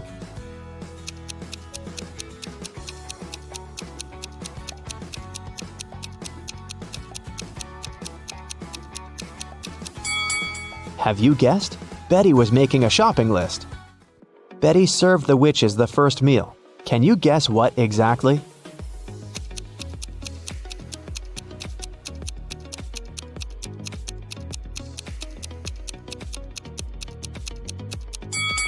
The correct answer is onion rings. Here's a second serving. Can you guess it?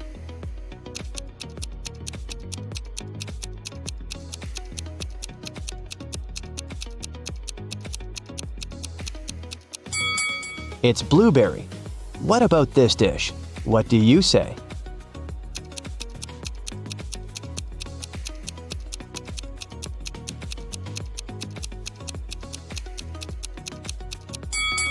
It's popcorn. Here's the next one.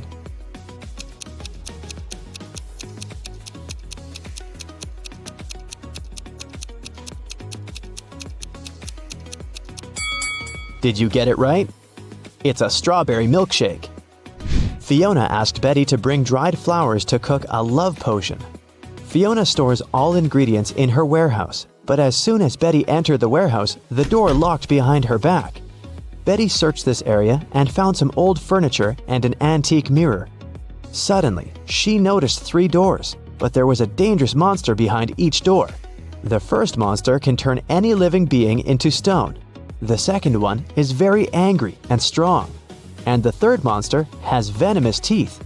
Can you help Betty choose the right door?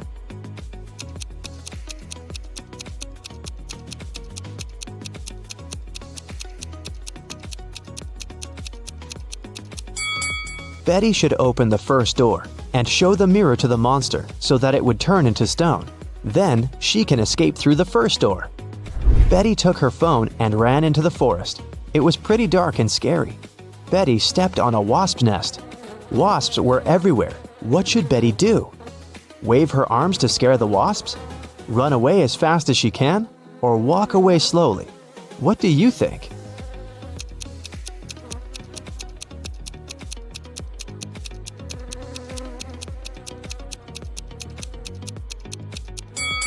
The safest choice is to walk slowly. Waving hands and running is too dangerous. The wasps will get angry and sting her. Betty has returned to the party, but when she saw the crowd of witches by the fire, she got scared and ran away. Why?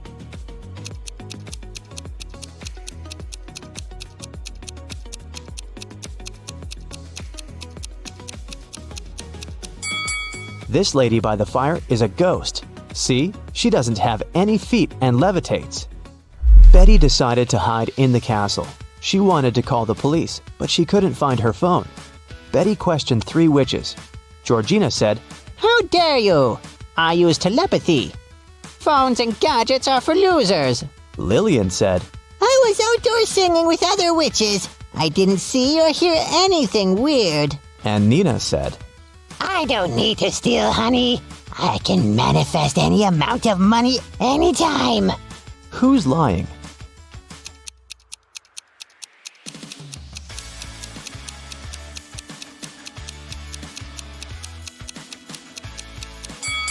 Georgina, take a look at her ears. She's wearing earphones, but she said she didn't use any gadgets. Fiona got very angry when she found out that Betty had interrogated her dearest friends. Betty apologized. Fiona said, Okay, I'll let you stay, but you must answer 3 questions. Here's the first one. I've been here for 1,000,000 years, but I'm never more than a month old. What am I?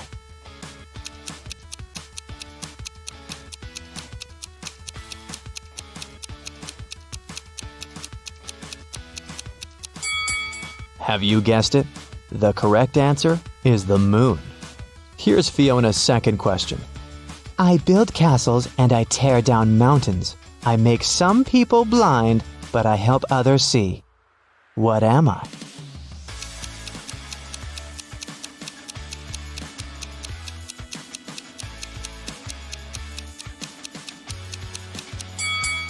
The correct answer is sand.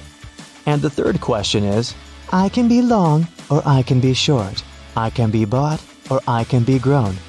I can be painted or I can be bare. I can be round or I can be square.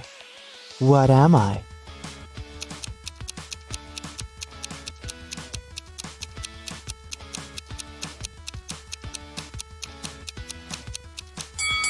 And the answer is fingernails. The party was still on. Fiona went upstairs to change her dress. In 5 minutes, Betty heard a scream from Fiona's bedroom and found her unconscious on the floor. Betty asked one question to 4 suspects. What have you been doing for the last 5 minutes? Jenny was roasting marshmallows by the fire. Gemma said, I've spent the last 30 minutes in the pool. Sarah said, My frog Fluffy ran away to the garden. I've been looking everywhere. But unfortunately, I couldn't find it. And Nancy was flying on her broom around the house and filming the party on her phone. Who's lying?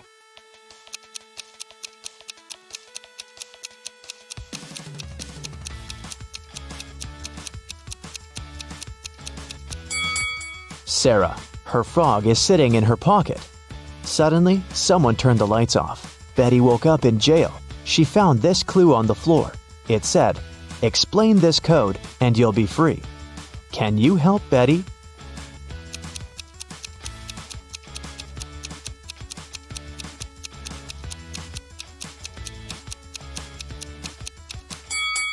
Here's the answer. Betty was running through Fiona's basement and noticed 2 more prisoners. She figured out that one of them was planning to escape. Can you guess who?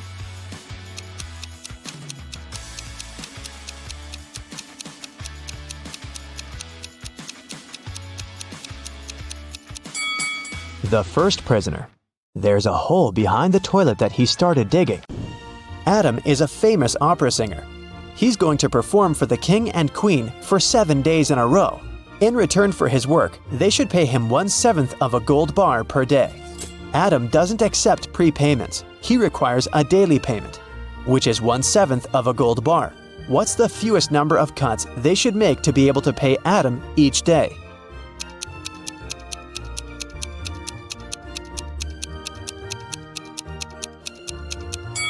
Just 2. Here's how it works. Day 1, cut 1/7 of the gold bar and give it to Adam. Day 2, cut 2/7 of the gold bar and give this piece to Adam. He'll give you 1/7 of the bar back. Day 3, give the singer the 1/7 piece you received the previous day. Day 4, give Adam 4/7 of the gold bar and he will give you the 1/7 and 2/7 pieces as change. Day 5, give Adam the 1/7 part of the bar. Day 6, give him the 2/7 piece and get the 1/7 one as change. And finally, Day 7, give Adam his final 1/7 piece of the gold bar. Jenny and Sam arrived at a picturesque campground. They had to set up a tent. There were 3 good spots, in the forest, in the field, and near the lake. Which place should they opt for?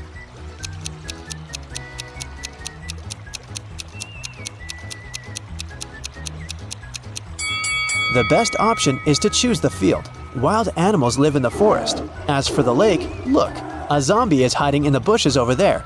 Probably not the best neighbor. George was walking down the street. Suddenly, a wizard popped out of nowhere and teleported George to his castle. He offered the guy to choose between these 3 doors. There's a hungry tiger behind the first door. There's an angry dinosaur behind the second door. And the room behind the third door is filled with toxic gas. Which door should George choose?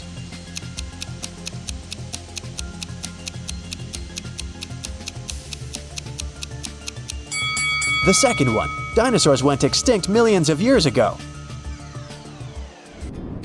Jerry has an apple tree. The number of apples on his tree doubles every week. After 30 weeks, the tree is completely covered with fruit. Can you guess how many weeks the tree needs to get half covered with oranges?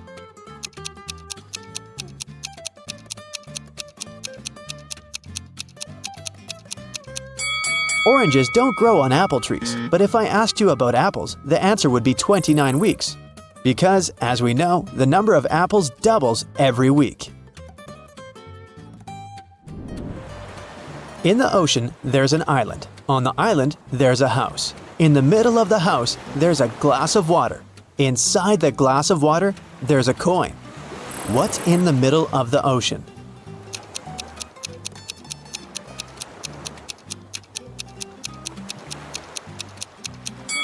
The correct answer is simple, the letter E. Harry went to a party. He liked these 4 ladies. He wanted to talk to one of them. Which one should he choose?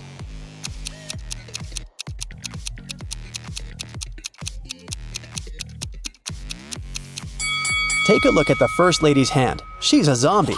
The second lady has a vampire bite on her neck. She can turn into a vampire any minute and ruin the date.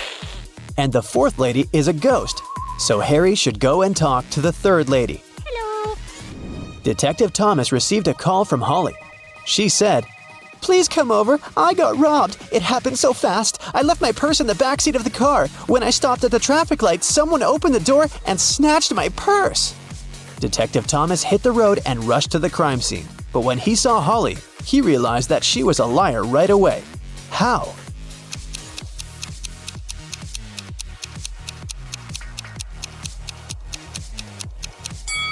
Holly has a 2-door car. How could a thief steal something from the back seat? There are 3 houses. One of the houses seems very weird. Can you tell which one of them looks suspicious?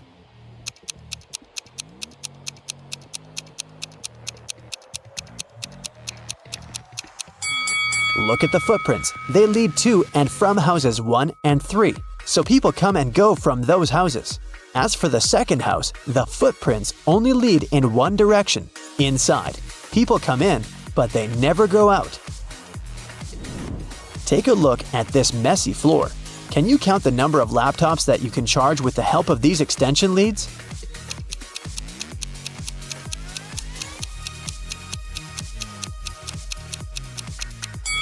The cord of extension lead 3 is torn. As for the second lead, one of its outlets is broken. Extension lead 4 has only one outlet, which makes the entire thing pretty useless. And extension lead 6 doesn't have any cable at all. Now let's see what we can do about it. Connect extension lead 1 to the wall outlet. Then connect extension lead 2 to extension lead 1. This way, you can use 2 outlets from the first extension lead to charge 2 laptops. One outlet of extension lead 2 can be used to connect the 5th extension lead, and one of them is useless anyway. Now we can use 2 outlets from extension lead 2 and all 4 outlets of the 5th extension lead to charge 6 laptops. So the total number of outlets in use will be 8. Simple! Danny and Diana are spouses. They jog in the park every morning. To match every 2 steps Danny makes, Diana needs to take 3 steps. If both of them start with the right foot, how many steps would they make before their left feet are in the front at the same time?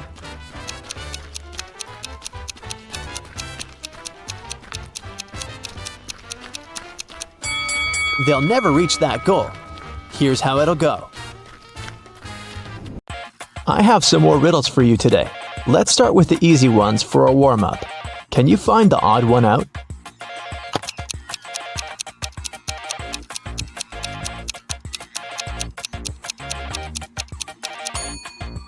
Yep, here it is. Here's another one. Find an odd one out here then.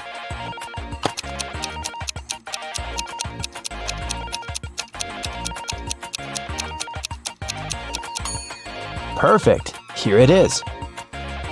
How about this one?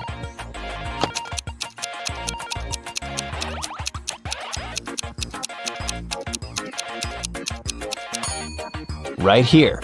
Did you find it? And it's getting harder. What about the odd one out here?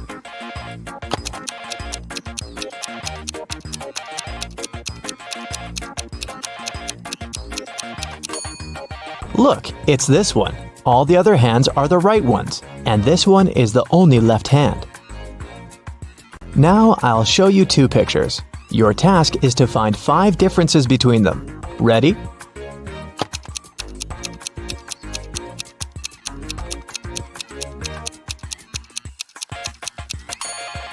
Here they are.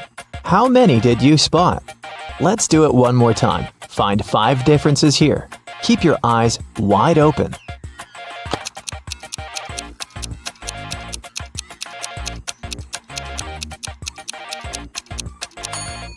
So did you manage to do it? I think you're now prepared for more hardcore tasks. Let's start with decoding. Detective Callum has been searching for a missing girl, Riley, for 3 weeks. He was in his office going through the case for the 100th time when he got an anonymous email saying, "Can you guess what's written here?"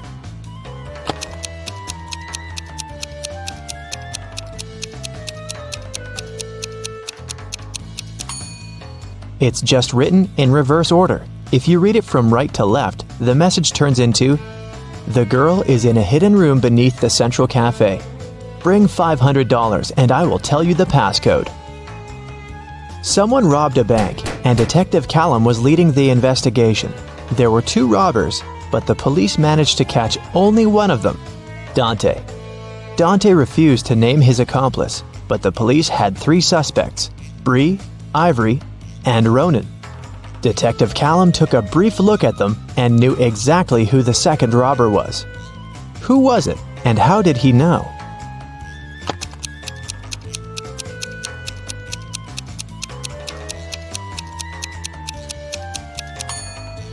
It's Ivory. Look, she has the exact same tattoo on her wrist as Dante. Holland went to work and asked her boyfriend, Kyler, to walk the dog. Kyler agreed, but then his friend called him and suggested to come over to play a new video game. So, Kyler decided to skip the dog walk and went straight to his friends. Holland and he met right outside the house when they were both going back home. Kyler said that he'd walked the dog and then went to play with his friend. But Holland knew that he was lying. How?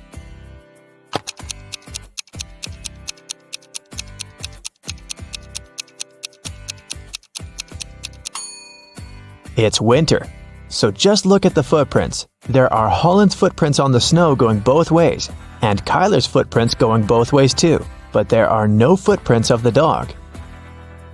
Someone in a little town was stealing bicycles. Every time someone's bike was stolen, the owner would find a business card with 2 emojis printed on it. The police had 3 main suspects, Ocean Walker, Rebecca Smith, and Damian Jones. Who is the robber?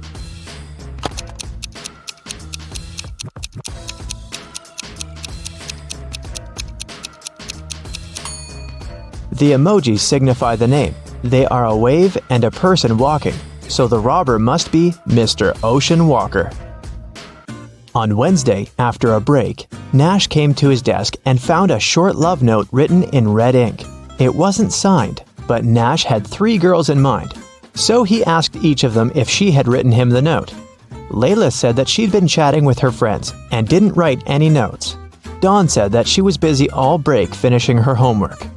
Oakley said that she had been in the bathroom and had just come back. Who do you think wrote the note?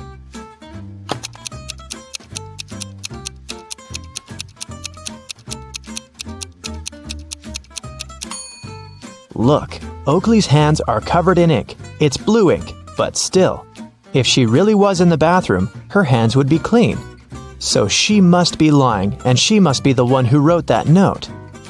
Adley was kidnapped and woke up in a dungeon.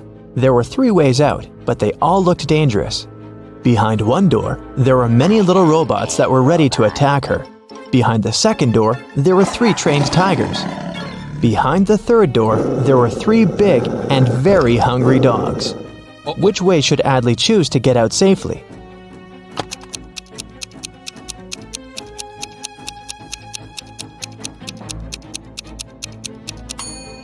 The best choice must be the first door. Although they're robots, they're still super small and probably can't cause her much harm. Right before a restaurant was about to open, someone had stolen all the money from the cashier's desk. A cook said that he was working in the kitchen and didn't have any free time. The security guy said that he was in the bathroom and didn't see anything. The waiter said that there was a suspicious visitor peeking around. Who do you think stole the money?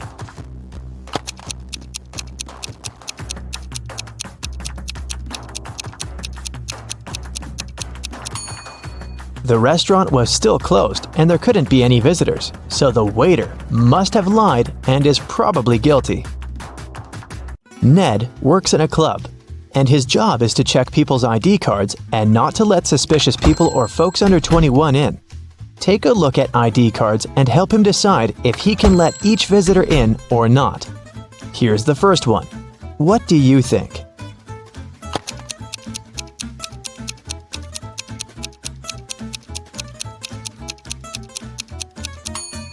She seems fine. Let her in. Okay, here's the next visitor. What do you say?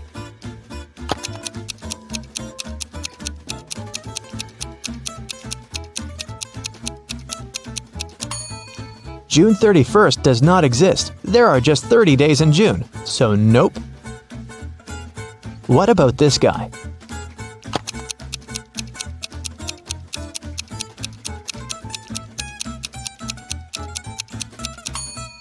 Something is wrong once again. Even though February 29th theoretically exists, there was no February 29th in 1977. It's every year that can be divided by 4. Okay, what do you think about this girl?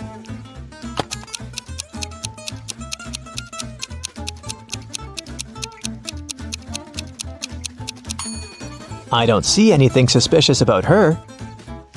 Here's another candidate for the club. What do you think?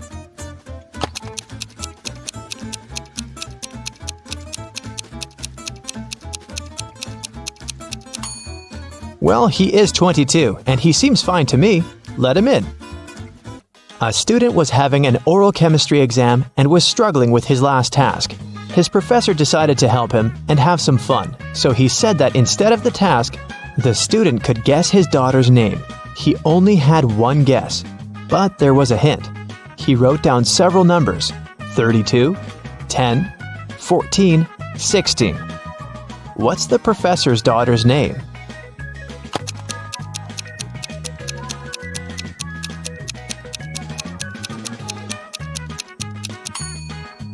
It's a chemistry class and chemistry professor, so there must be something related to chemistry. Look, there's even a periodic table in the background to help you. The 32nd element is germanium, or Ge, and the 10th one is neon, or Ne, and the 14th one is silicon, or Si, and finally, the 16th element is sulfur, or S. Together, they form the name Genesis. A bank was robbed, but they couldn't find the robber.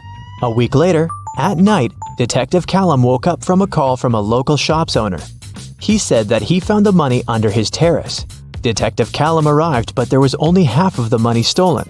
The man said that he had seen a man by his shop a week ago. It was a full moon, so he could see that the man had red hair and was wearing a dark hoodie. Still, the shop owner was arrested. Why?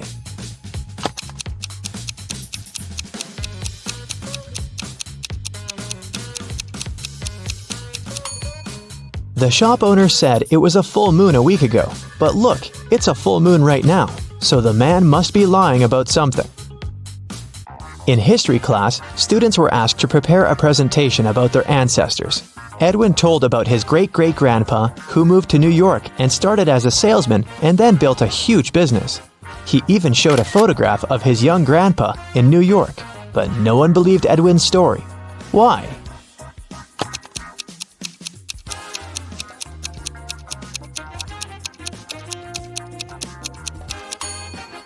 Even though the picture is black and white and looks old, old New York looks very much like modern New York, with dozens of skyscrapers. The class noticed and figured out that it definitely wasn't a real photo. Royce called the police and reported that someone had robbed his house. Detective Callum arrived and asked Royce to tell exactly what happened. Royce said that he had walked into his room and saw someone getting out of the window. It was still open because Royce didn't care to close it or touch anything before the police arrived. He checked his wardrobe and found that his savings had been stolen. Detective Callum closed the case. Why?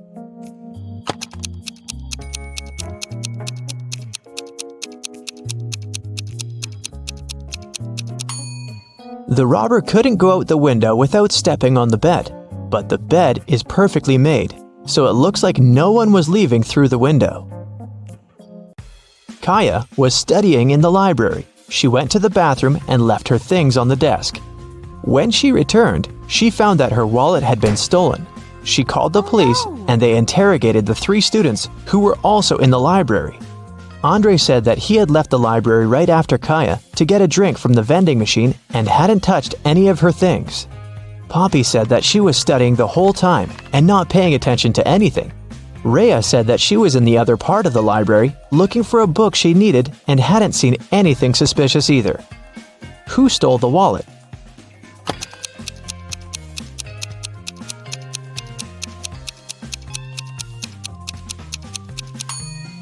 It was Andre. He said that he had left to get a drink in a vending machine, but look, there's no drinks in the vending machine, only snacks. A young man named Colton was living with his best friend Cassidy. One morning, he called the police because Cassidy wasn't breathing. He said that he'd been working all day and had returned home late, so he hadn't seen her or talked to her for over a day. In the morning, he found her in bed like that. Last night, Cassidy had a headache and had to take many pills, so maybe that was the reason. Colton was immediately arrested. Why?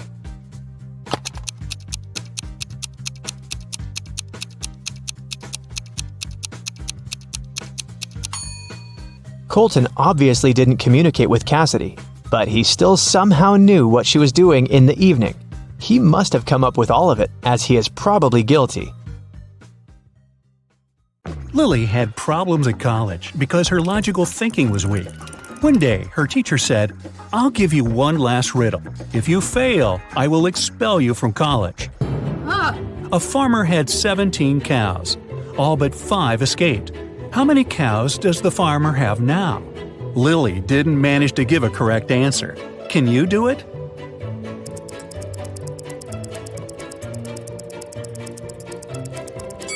The riddle said all but 5 escaped, which means all others except the 5 cows escaped. So the farmer has 5 cows now. It's tricky because it's too simple. The teacher kicked Lily out of college. She was collecting her stuff in her dorm room and crying. Suddenly, a letter flew into her window. It was an invitation to study at the School of Magic addressed to her. At the bottom of the letter, she saw this code and the words, "See you there." Lily got very excited. She packed her backpack and ran away. Where did she run to?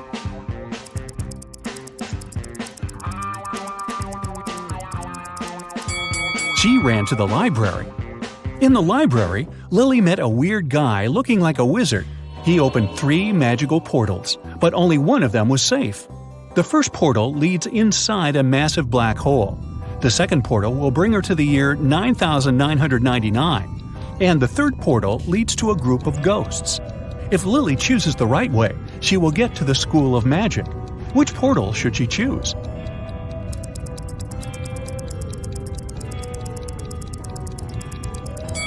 The third one. Ghosts can be scary, but they're usually not dangerous, while the first 2 options are too risky. Lily found herself in a beautiful, snowy forest. Suddenly, 4 male ghosts surrounded her and said, "We'll show you the way to your new school if you spot one fake ghost among us." Can you help Lily find the fake?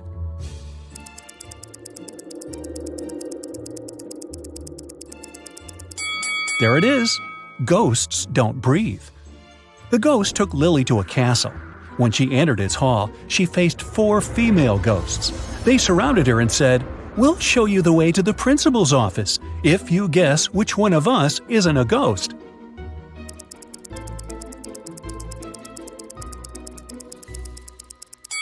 Did you figure it out? This lady has a shadow. Lily entered the office and noticed 5 ghosts there. They asked her the same riddle and promised to show her a secret door. Can you spot the pretender?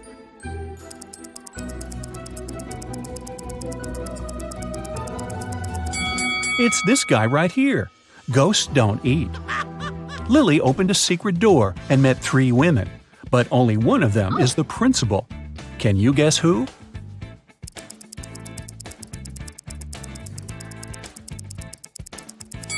It's the second lady. Her jacket is hanging on the principal's chair. The principal greeted Lily and offered her to solve a riddle right away. There are 2 rows of potion bottles on 2 shelves. Lily has to move just 1 bottle on the top row so that they'll be in the same order as the bottles in the bottom row. Can you help her?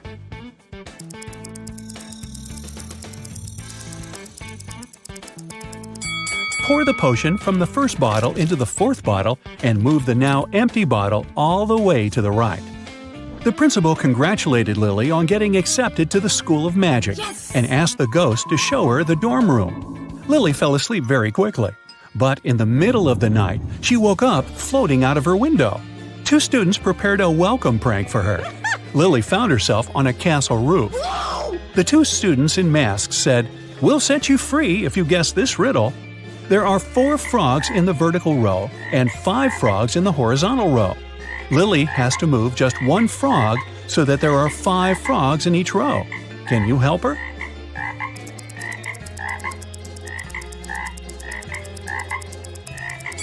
Yep, just like that. Easy. The students wrote 5 words in the air using their magic wands. Then they asked Lily to take a look at the words and find the odd one out. Can you name it?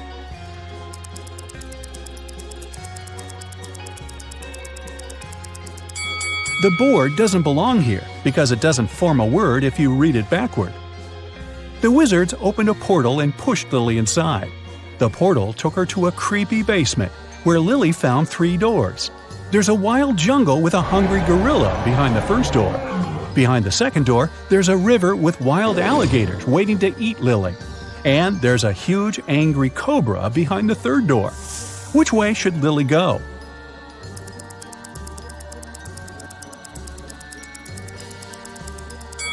She should pick the first one.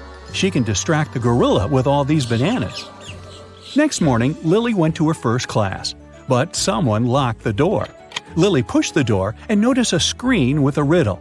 It said, "Find an odd detail out and I'll let you in." Can you see it?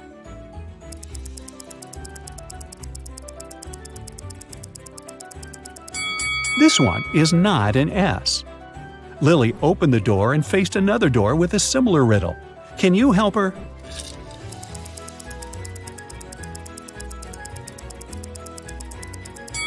This guy doesn't belong here. The last door offered Lily this riddle. In 2 seconds, she entered the classroom and started her studies. What detail did she notice?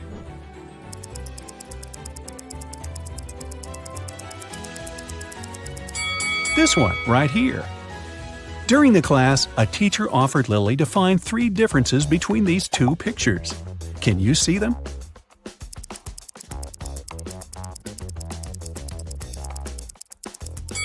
That's right, here they are. How about these images? Can you see 3 differences?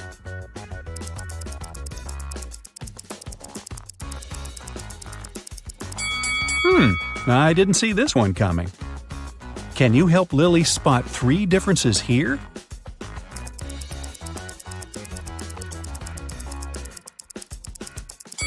Good job! I hope you got them all. Lily came to the dining room for lunch. Plates full of food appeared out of the air, but Lily's classmate, Mike, warned her that only one dish is actually edible. Can you help Lily figure out which one?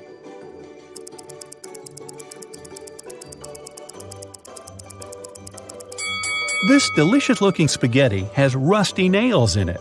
This food isn't even real. Take a look, it's translucent. This salad contains worms. Ew. And this taco looks pretty good.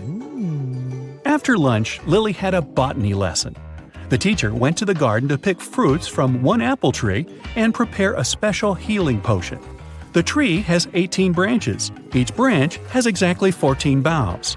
Each bough has 7 twigs, and each twig has 2 fruits. How many oranges will the teacher pick? Lily instantly gave the correct answer. Can you name it?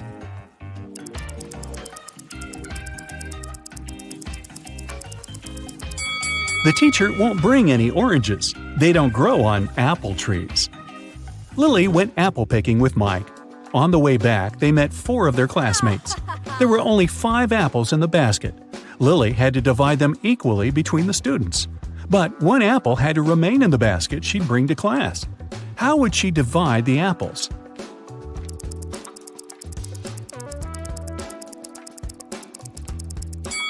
She can give 4 apples to the classmates, leaving 1 apple in the basket for Mike, and then walk to class with Mike. In the evening, Lily found one of her roommates unconscious in the backyard. The principal questioned 3 suspects. Mike went to bed early and loud noises woke him up. Leah was watching her favorite show. She didn't go outside at all. Kelly was carving pumpkins to spice up the living room, and she didn't see anything suspicious. Who's lying?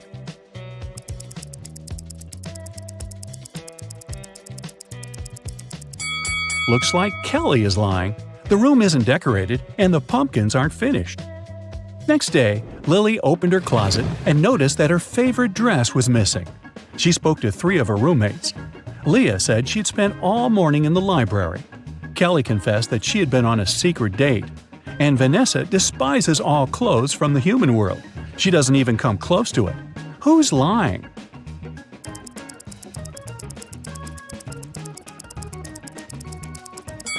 Vanessa is lying. Look at her hat. It's made from the same fabric as Lily's dress. If human clothing is so disgusting to her, why does she wear it herself? Mike learned a new spell and turned his textbook into a fancy car. He invited Lily for a ride. 3 people were hitchhiking at a gas station. All of them looked pretty suspicious. Who should Lily and Mike give a ride to?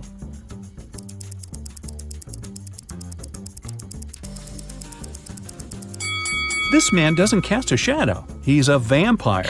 This lady was bitten by a vampire. She'll soon turn into a vampire too, so it's not safe to offer her a ride. And this guy is just an ordinary man. Oh, yeah. Lily entered a classroom and received a new riddle. Oh, yes. 4 wizards are lined up on some steps. They're all facing the same direction. A wall separates the 4th wizard from the remaining 3. The first wizard can see the 2nd and 3rd wizard. The 2nd wizard can only see the 3rd one. The 3rd wizard can see none of the others. And the 4th wizard can't see any of the others either. All wizards are wearing hats. They are told there are 2 white hats and 2 black hats. The wizards initially don't know what color hat they're wearing. Their task is to shout out the color of the hat they are wearing as soon as they know for certain what color it is. They're not allowed to turn around or move. They're not allowed to talk to each other or take their hats off. Who is the first person to shout out and why?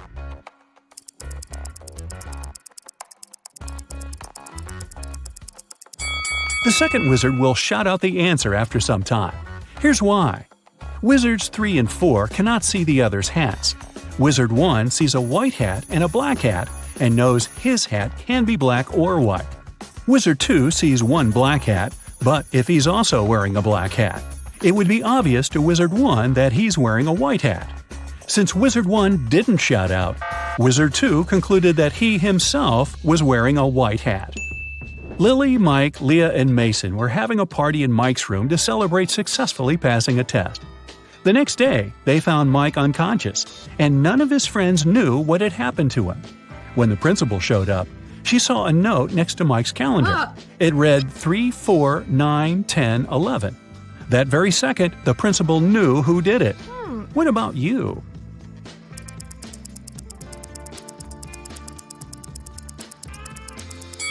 It was Mason.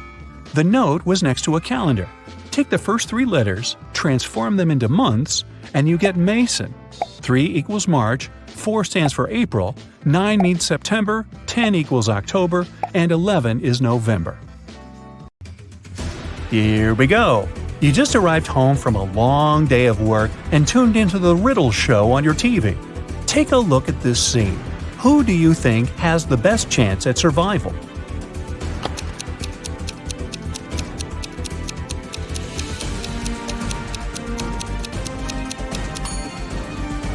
The two guys look pretty stuck in there, but the woman on the right might have a chance.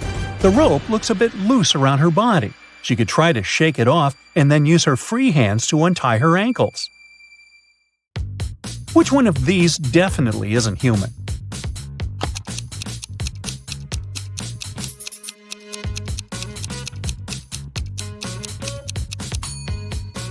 It's the guy on the left. If you look closely, you'll see that the skin around his eyes is green. Take a look at these three guys. Which one of them is going on a date tonight?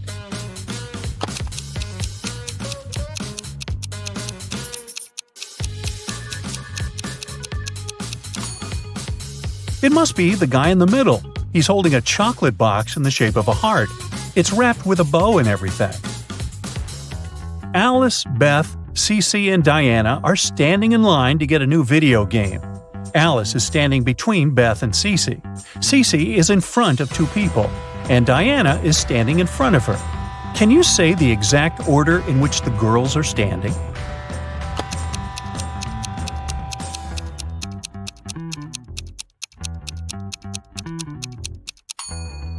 Let's see, there are four of them. If Cece is standing in front of two people, and Diana is in front of her, then Diana is the first in line. Cece is the second one. Then Alice is standing between Beth and Cece. So the third person is Alice, and the last one is Beth. There are 10 students in the class. 6 of them learn French. Oui, oui. 7 of the students in the class learn Spanish. Olé! If every student learns at least one foreign language, how many students learn both French and Spanish?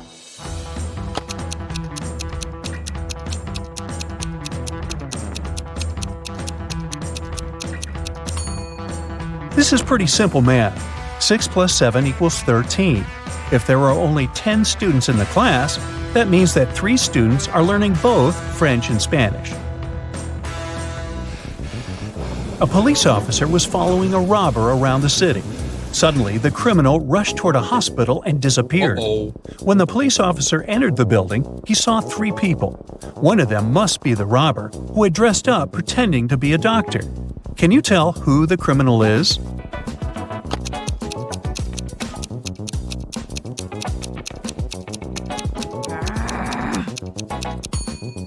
It's the girl on the left. Look at her shoes. They're dirty. She probably didn't have time to clean or change them. Theo was getting ready for a job interview when the lights in his apartment went off. He was in a rush and didn't have time to wait for the lights to come back on. He was almost ready. He only needed to put on his socks and boots. Theo had socks of 3 different colors: black, white, and gray. He didn't care what color his socks would be, but he needed 2 socks of the same color. How many socks should Theo take to make sure there would be at least one matching pair?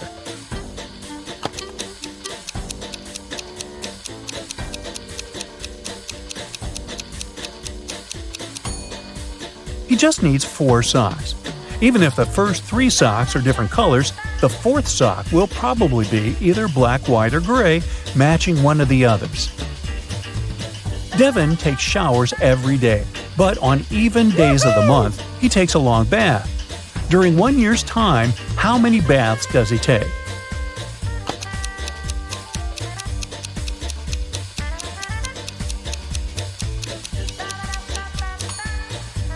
Well, let's see. Except for February, all months have 30 or 31 days. In each month, there are usually 15 even days. For starters, we should multiply 15 by 11, which gives us 165 days. If we count February as having 14 even days, then the total number of baths Devin takes in a year is 179. This is Allison, and one of these 3 men is her boyfriend. Can you tell who?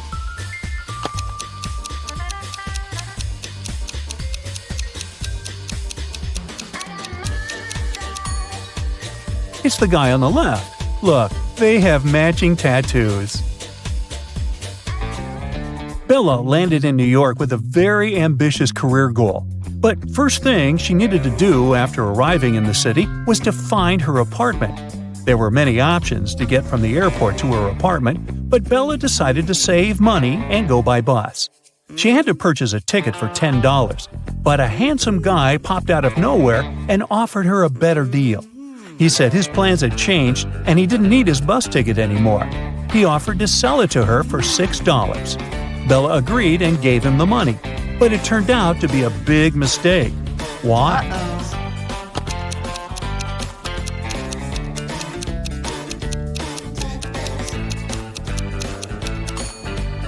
Take a look at the current date on the screen of the vending machine. And now check the date on the ticket. The ticket the man sold Bella expired over a month ago. Finally, Bella managed to arrive in Manhattan and find her apartment. She was sharing a house with 3 other women. Bella introduced herself to them and went to settle in her room.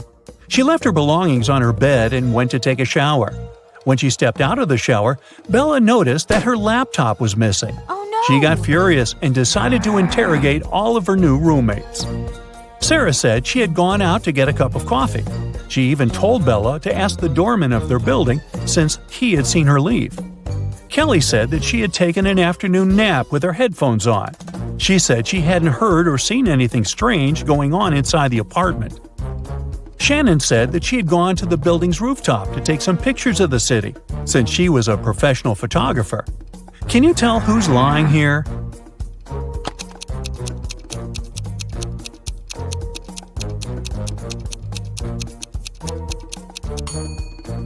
It's Shannon. Uh-oh. If you notice the sign on the lobby, the building strictly prohibits people from accessing the rooftop. Henry was backpacking through Italy by himself. One evening, around 8 p.m., he got very hungry and decided to look for a cozy restaurant to have some dinner.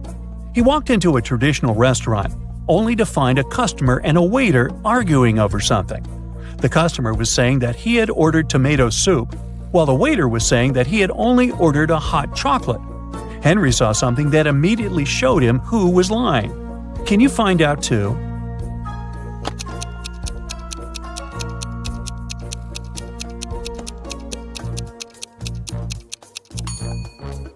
The customer is lying. Behind him, there's a huge sign that says the restaurant only serves soup from 1 to 4 p.m. Since it was 8 p.m. in the evening, the waiter would have never accepted the customer's order in the first place. These are Julia and Maria. They are both very attractive young women who have no trouble finding boyfriends. Today is Valentine's Day, and they're both going out with their loved ones. One of them is currently dating 3 people, though, so she's probably going to run from date to date. Just by looking at this image, can you tell which one it is?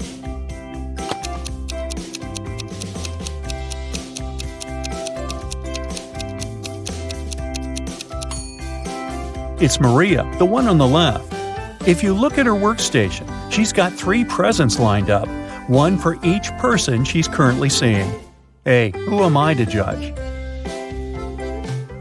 Dave, an archaeologist, traveled to Egypt on a very special mission. He spent days excavating ruins hidden under miles of sand, and the only thing he found was a coin marked 10 BCE. When he showed it to his colleagues, they told him the coin was a fake. Why?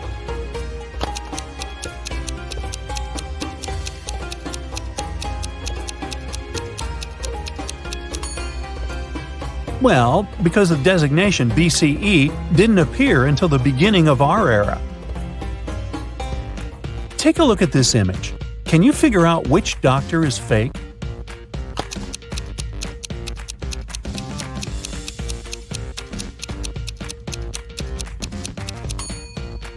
It's the guy on the left. He's got headphones wrapped around his neck. Something's not right there. Harry and Terry's girlfriends went away on a business trip for the weekend.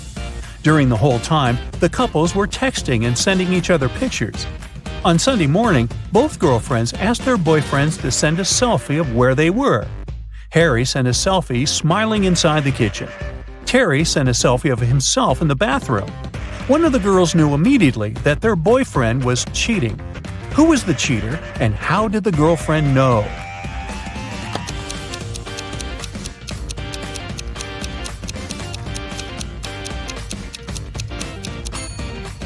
It was Harry. Look at the lipstick mark on the glass on the top of the kitchen counter. Uh-oh.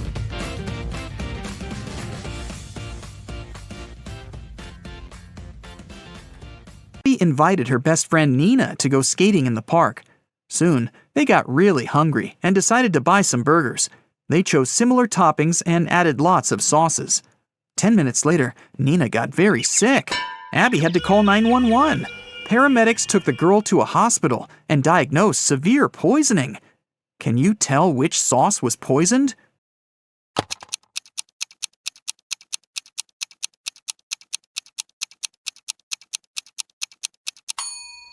This one. Abby didn't use any garlic sauce. When Nina got better, Abby took her for a walk. They spotted the spookiest house in the neighborhood and decided to check it.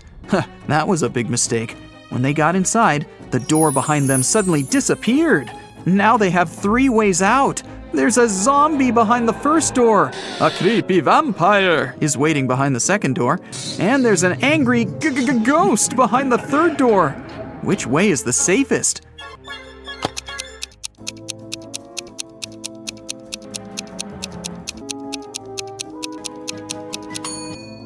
They should choose the third door. Ghosts may be spooky, but they can't cause any real harm.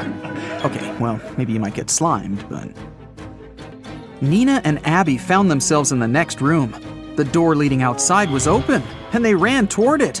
But an old witch popped out of nowhere and yelled, Not so fast. You've got to solve my riddle first. Why are these words in such an order? Nina and Abby failed to crack this riddle. What about you?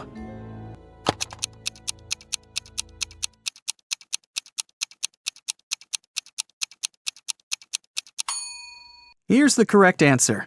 The words rhyme with 1, 2, 3, 4, and 5. That's why they're in this order. The witch teleported Nina and Abby to her basement, but the girls didn't give up and found 3 ways out again. The room behind the first door was filled with toxic gas. It was extremely harmful to their lungs and skin. There was a 300-pound weight above the second door. It'll crush anyone or anything that steps inside. And a hungry tiger was waiting behind the third door. Abby and Nina hesitated for a while and made the right choice. Which door did they choose?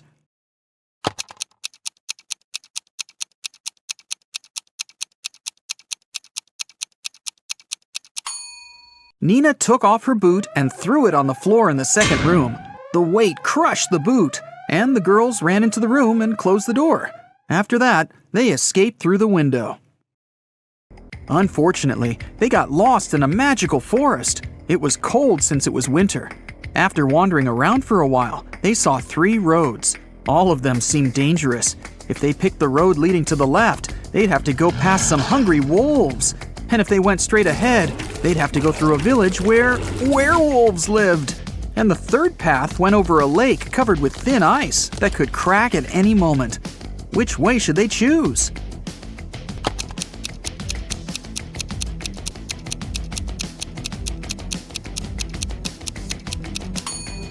They should follow the second path. Look at the sky. It's a new moon, and werewolves are only dangerous during a full moon. Nina and Abby got home safely. But someone had burgled their apartment while they were absent. They called the police, and they questioned 3 neighbors. Jeff said, "I was away all weekend, fishing with my friends." Holly said, "I didn't leave my home. I was painting the walls in my apartment all weekend. I love bright colors, you know." And Lucy said that she'd been singing karaoke with her friends and hadn't heard anything suspicious. Who's lying?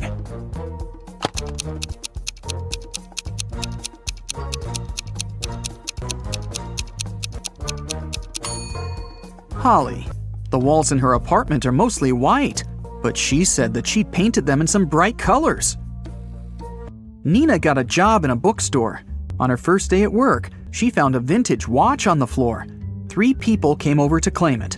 Kevin said that he'd bought this watch when he got his first salary many years ago. Violet said that she'd inherited the watch from her grandfather. and Dylan said, "This watch is priceless. My wife gave it to me for our 5th anniversary." Can you tell who owns this watch?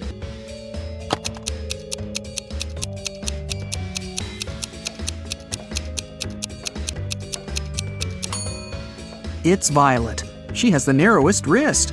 That's why the girl made an extra hole. Otherwise, the watch would slip off her hand. Abby went on a date with Jerry. He invited her over. But as soon as Abby got inside his apartment, Jerry turned into an evil wizard. He decided to make fun of her and said, "I'll give you a chance to get free. Just make me breakfast tomorrow. If it's good enough, I'll let you go. And if it's bad, you'll stay here forever." The next morning, Abby came to the kitchen and began cooking. When she turned away from the stove, Jerry added a whole box of salt to the pot. But when Abby served breakfast, Jerry understood that he'd have to let Abby go. What did she cook?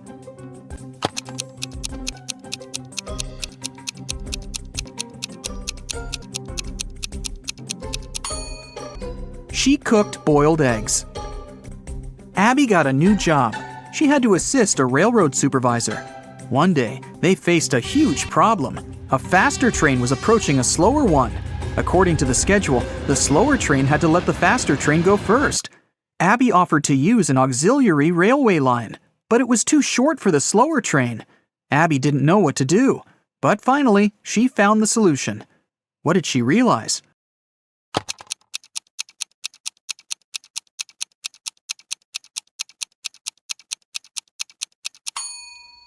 The faster train should use the auxiliary railway line. Now the slower train can move back.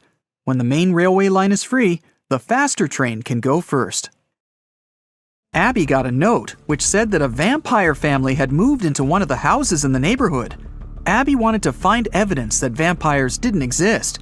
She found the street she needed. There were 3 houses there. Which house looked suspicious?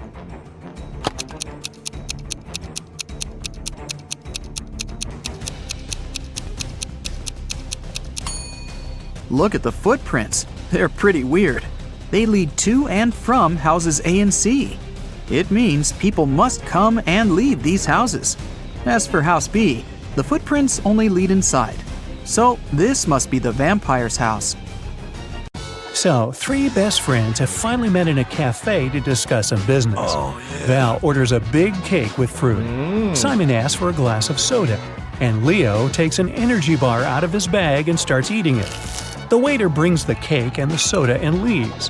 Simon drinks from his glass, but Val doesn't touch the cake. Why?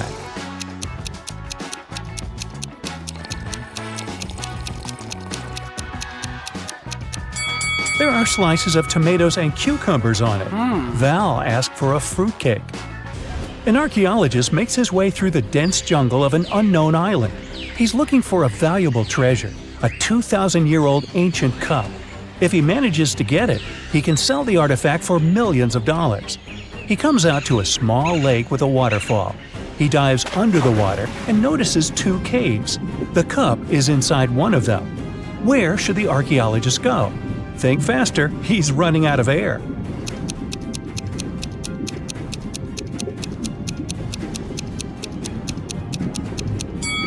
He needs to swim to the left cave. Air bubbles are floating out, which means there is some dry land inside the cave. Friends invited George to a picnic. He arrives at the agreed place in the forest, finds a wide clearing, and sees a group of 7 people there. None of them are his friends. Apparently, he's come to the wrong location. George is about to leave this place, but he notices that 3 people are not human. Find them.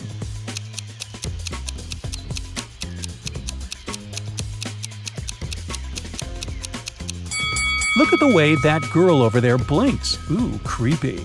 This granny's cane is part of her hand, not a separate object.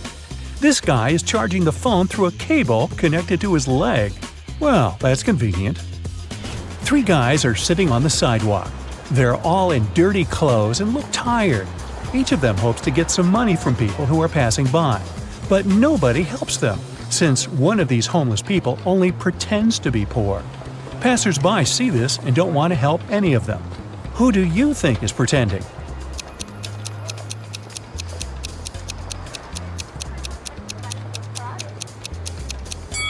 Look at this bald guy. You can notice a smartwatch on his wrist. Marshall has lost his shoes in a swamp, so now he's walking through the woods barefoot. It's getting cold and dark. Fortunately, he notices a small house ahead. Marshall hears someone singing inside. But before entering the building, he needs to choose one of these dangerous roads. The first one is swarming with poisonous scorpions. Broken glass covers the second path. Weird purple flowers grow on the third road. Which way should Marshall pick?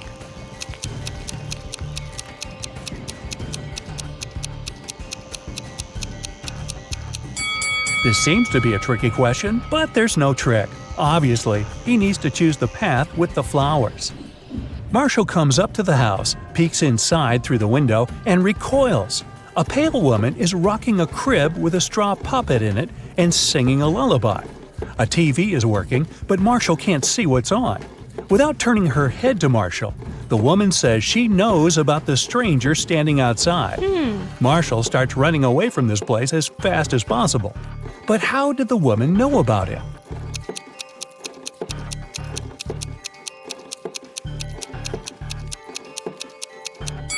There's a hidden camera on the porch. The woman is watching the recording on the TV. Samantha has been wandering through the desert for several hours. The sand is so hot that she can't touch it. Samantha notices a tent far ahead. It's definitely not a mirage. The girl quickens her pace and reaches the spot. She finds a bottle of water, 2 eggs, and a frying pan inside. Samantha quenches her thirst. Now she feels hungry, but it's dangerous to eat raw eggs in the desert. You can get food poisoning. Samantha decides to fry the eggs. She wanders around trying to find some firewood, but sees nothing but endless dunes. How can Samantha cook the eggs?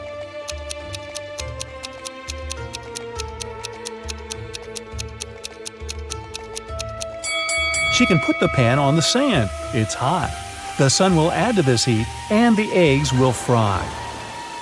There's a huge rock on the shore of a paradise island. There's a castle on the top of this rock. The owner of the castle finds a broken TV in the morning. He calls all the people who were inside that night: a cleaner, a clown, and a laundryman. "Who broke my TV?" the owner asks.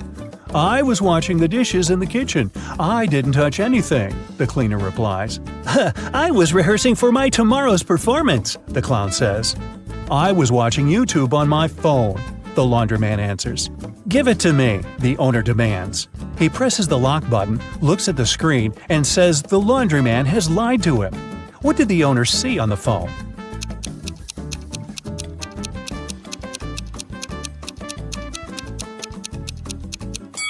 There's no network signal or Wi-Fi connection. The internet isn't working.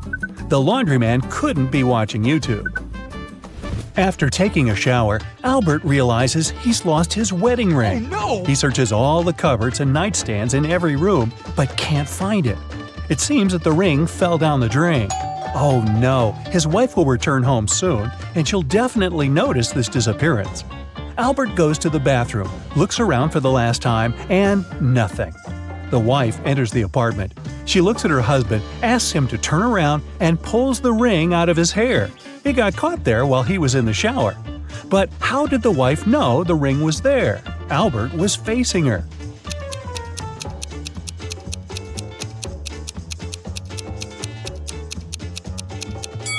There's a mirror behind Albert. The wife noticed the ring in the reflection. A young philosophy teacher starts an exam. His students listen to him very attentively. "Here's a task for you. Prove that I don't exist now. Those who will provide the most convincing arguments will get a high score." All the students passed the exam in a few seconds. How did they do it?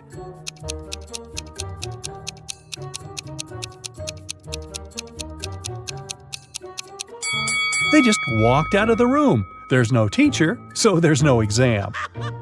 Alexis is walking along the street with her purse hanging from her shoulder. She's holding her hands in front of her face, but we can't see what she's doing. A motorcycle appears from around the corner behind. The driver notices Alexis.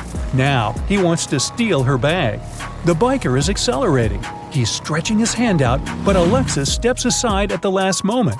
The biker drives away. How did she figure out the guy wanted to rob her?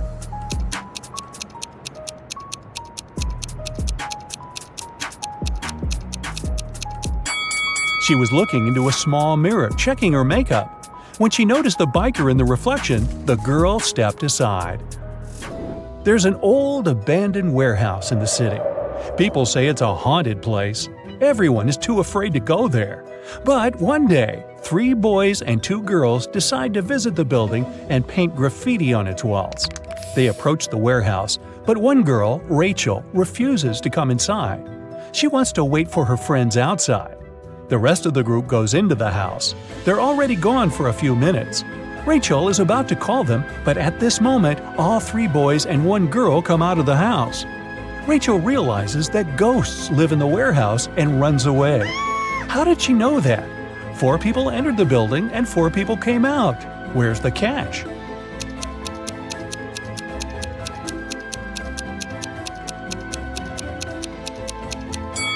One of the boys is different. It's not their friend. Besides, look at his legs. They're slightly transparent. Rachel immediately noticed this and ran away. Kenny is walking through an old abandoned hospital. There are portraits of doctors and some patients on the walls. Kenny illuminates his way with a flashlight. He goes down to the first floor and sees several people in white lab coats. They seem pretty normal and friendly. They're not the guys Kenny saw on the portraits, but he still realizes these doctors are ghosts. How did he figure it out?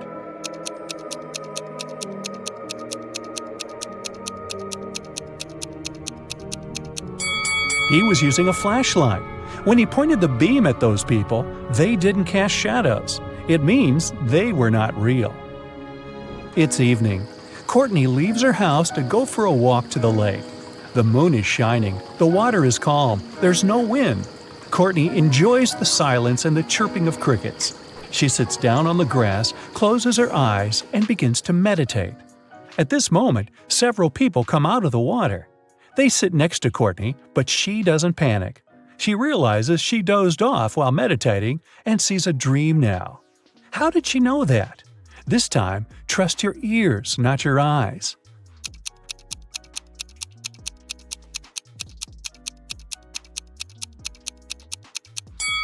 Firstly, the sound of crickets disappeared. Also, there was no splashing heard when those people came out of the water. The prince of an unknown country arranged a huge party in his homeland. He invited all his friends and lots of celebrities, actors, musicians, and so on. And here he is, on the stage. He takes the microphone and thanks everyone for coming. But he sees only a few people in the hall. Yet he invited many more people. There are simple workers and rich people among his friends. They all live in different countries all over the world. Why haven't any of them arrived?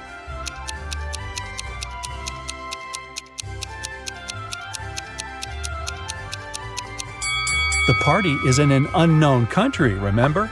How could guests buy airplane tickets to an unknown place? Hey, I got a point there. Someone stole a collection of vinyl records from a rock star's house. To escape, the robber hid the records in a trash container. Then he disappeared into a dark alley. Fortunately, Detective Richardson caught him, along with 2 other suspects. Take a look at them. Who do you think the thief is?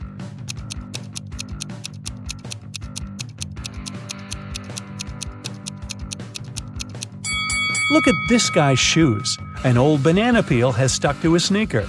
That's because he's been to the trash container.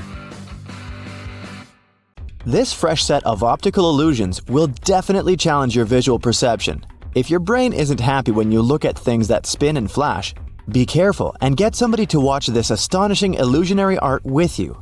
Ready? Go full screen and let's get started. Take a look at this pair of circles.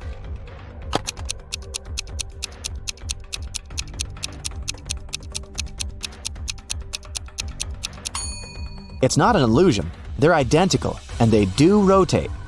But they don't actually move across the screen. The arrows confuse your brain, so it seems that the circles are shrinking and even moving back and forth. If you manage to focus your gaze so that they stop moving, you're a wizard. What about this shining star?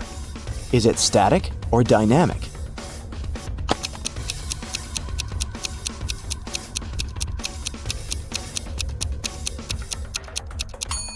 Although the star seems to be pulsing, Its size doesn't change at all, but its popping color creates an illusion of movement. Let's move on to our next one. Check this out. Can you spot any movement?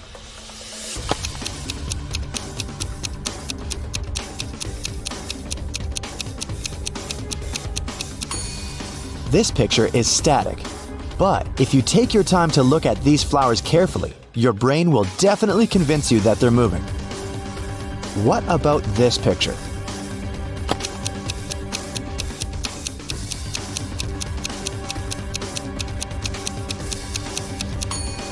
The direction of this pattern makes the brain think that the circle is rotating to the left, but it's a lie. The same goes for this cute pattern.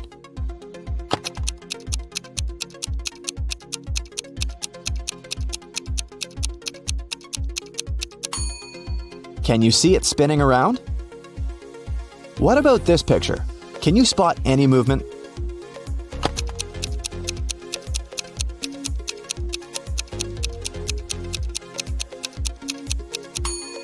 Well, in this case, it's not surprising because this image is animated. An optical illusion is not always an optical illusion, so be careful. Let's take a look at the next one.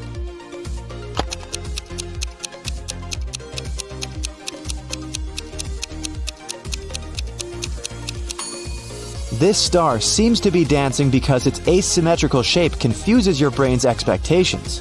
Maybe it's time to ask ourselves, what else is my brain lying to me about right now? What can you say about this beautiful pattern? Is it just a basic optical illusion or an animated video?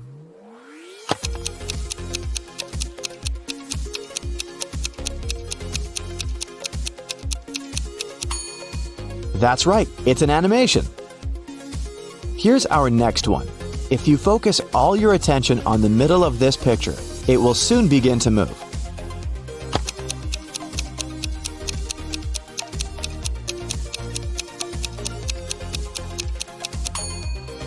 But in fact, it stays the same. Don't let your brain play tricks on you. Your perception of this image may change if you blink a bunch of times and shake your head. Moving on, take a look at this tricky pattern. Is this image static?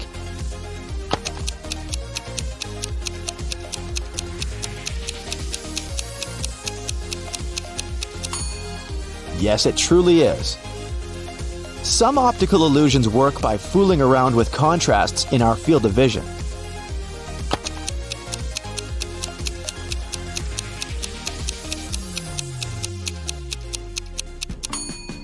These two circles consist of small rotating striped circles. They appear to change the direction of rotating thanks to how our brains deal with information immediately within our focus. It's different from the way it processes peripheral information. You can see it when you focus on one circle and then on another. Are you dizzy yet? Let's move on to the next one. Zigzag is a great tool to create a bunch of optical illusions that can make you feel like you're flying. But this particular zigzag pattern is animated. Is it?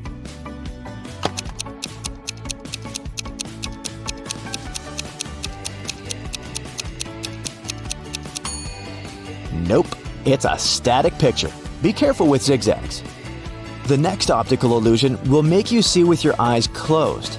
All you have to do is stare at this Marilyn Monroe's nose at the center of this portrait. Continue staring at the same spot for at least 7 seconds, and try not to blink. Ready?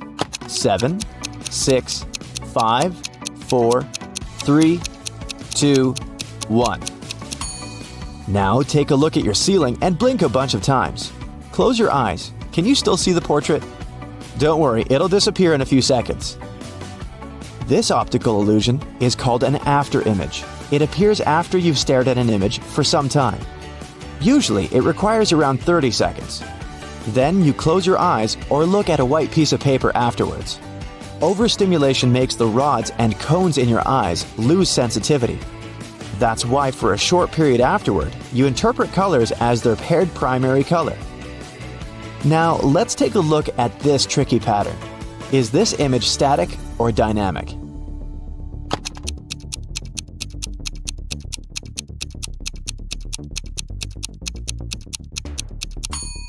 It's not an optical illusion. This pattern is animated. If you managed to guess, great job! Now, let's take a look at this one. Do these spheres move across the screen?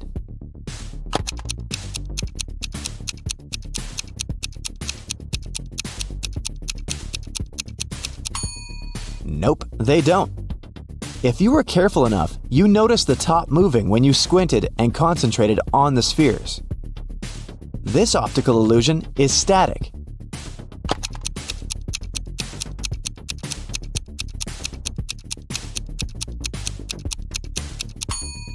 But if you take your time and focus on the center of the screen, it will begin to rotate.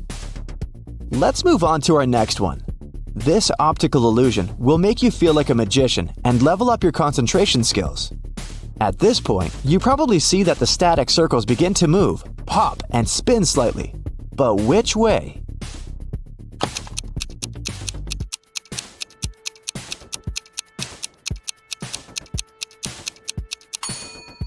There's no right answer here. The largest circle probably spins to the left. But if you switch your focus to the center of the image, the same circle will begin to spin to the right. The movement will change depending on which layer of this image you're currently focusing on. Arrows inside these colorful circles may confuse your vision.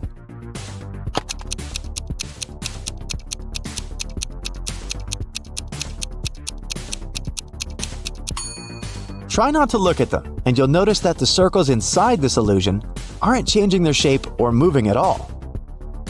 It's pretty clear that this crazy watermelon isn't spinning, isn't it?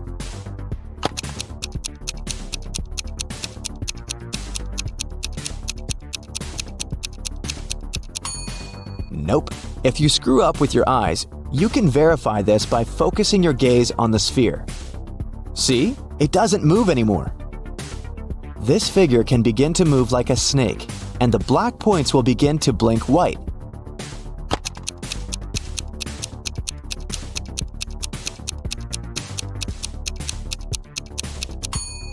But don't let your brain fool you.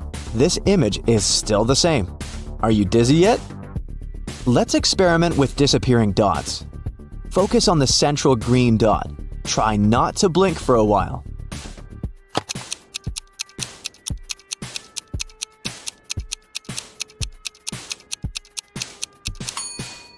You will see one or more of the yellow dots disappearing and then reappearing randomly. Here's another illusion with disappearing dots. Thousands of people worldwide complained that this simple optical illusion had made them question reality. There are 12 black dots at the intersections of this image, but your brain won't let you see them all at once. Well, how many dots did you count?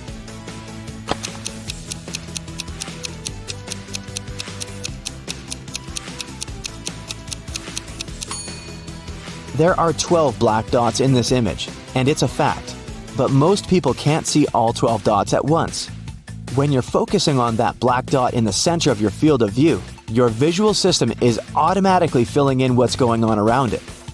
And this regular pattern of gray lines on a white background makes your brain suggest that there are no black dots at all.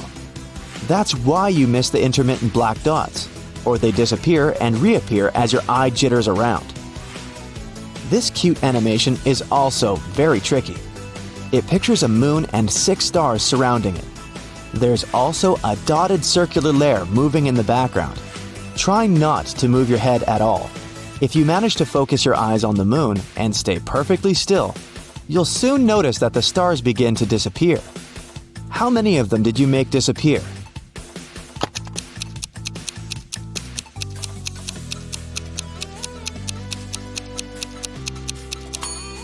There's no one correct answer here. The number of disappeared stars depends on your perception. This tricky wheel can make your brain think that it rotates, but it's a lie.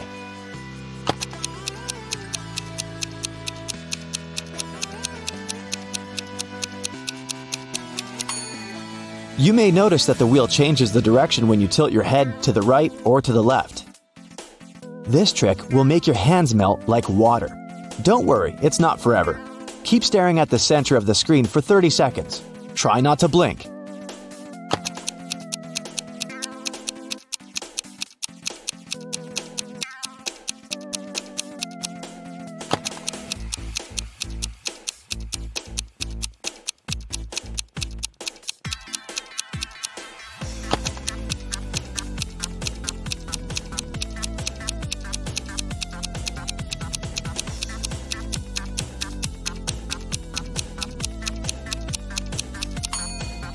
Now, take a look at your hands. Are they melting? You can also look at some text and notice that your vision is wavy. Take a look at this tricky optical illusion. What can you say about this wheel? Is it static or dynamic?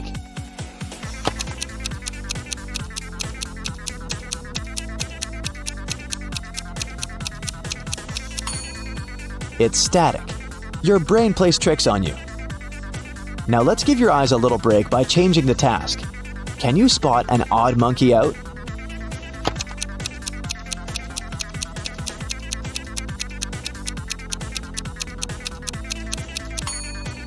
Here it is.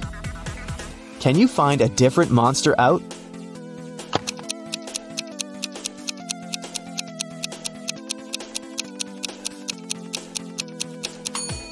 This guy in the right corner doesn't look as happy as the others. There are many zeros in here. Can you also see another hidden number?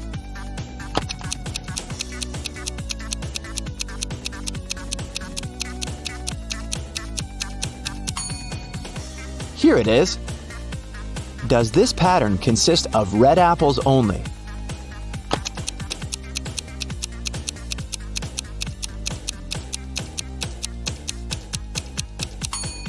Nope. Here's one tomato. Can you find two similar emojis among this variety?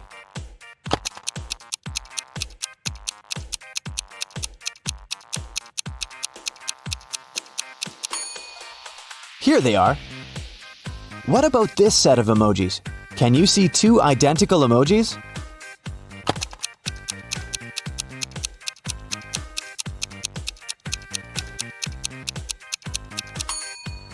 Here they are.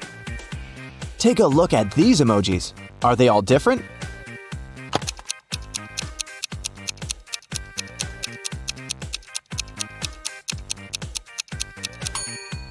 Nope. These two emojis are similar. How many emojis can you find among this variety?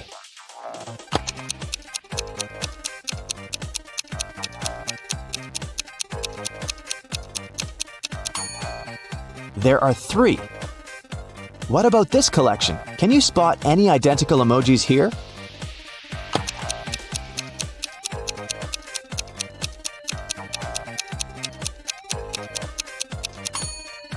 This task is tricky. All these emojis are different. If you manage to crack our trick, good job! Take a look at this set. Can you find a pair of identical emojis?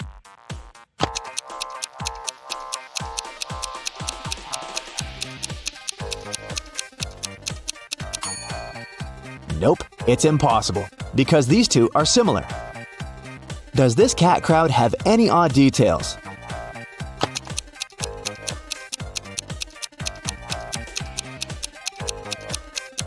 This guy over here is not a cat, it's a rabbit. Can you find a 4-leaf clover in here?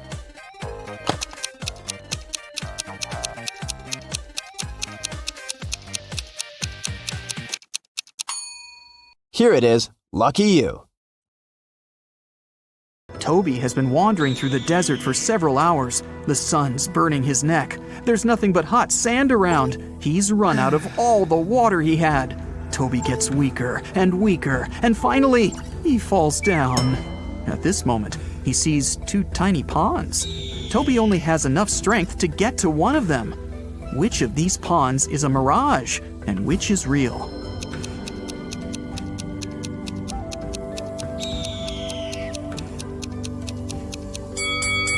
The left pond is real. See the clouds above it? It rained there, and the rainwater formed the pond. At the edge of the forest, quite far from the village, there was an old house. Its owner found his TV broken in the morning. Someone had smashed the screen. The owner called everyone who had been in the house that night: a cook, a cleaning lady, and a lawyer. "Who broke my TV?" the man asked. "I was cooking dinner. I didn't touch anything," the cook said. "I was cleaning the basement," the cleaning lady answered. "I was upstairs. I spent the whole night studying the documents," the lawyer replied.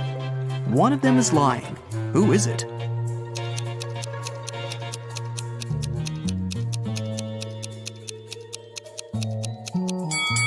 The lawyer. He said he was upstairs, But it's a one-story house. He couldn't be studying the documents on the roof all night. Tom has lost his car keys. He's searched every corner in every room, but hasn't found them. The guy goes to the farthest room, looks at the floor, and realizes the keys are hanging on the chandelier. How does Tom know that?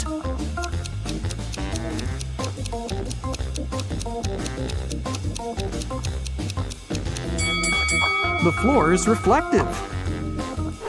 An elderly philosophy teacher began an exam. His students were sitting in their seats, listening to him. Here's a task for you. Prove that everything that happens around me is real, and I'm not sleeping. Whoever writes the most convincing proof will get the highest points. The students had been writing for several hours, but almost no one got a good grade, except for one girl. She wrote an essay consisting of several words. What did she put on paper?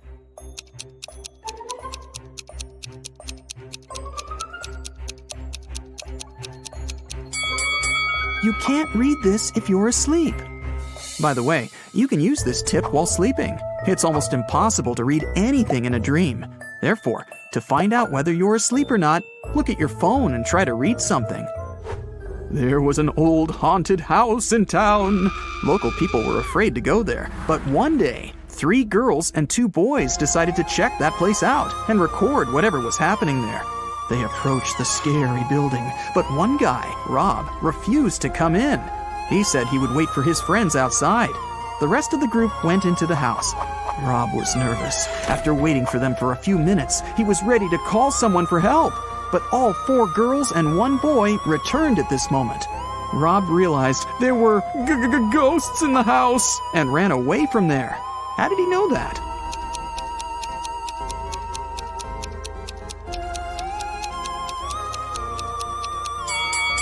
Three girls and 1 boy were in the house, but 5 people came out.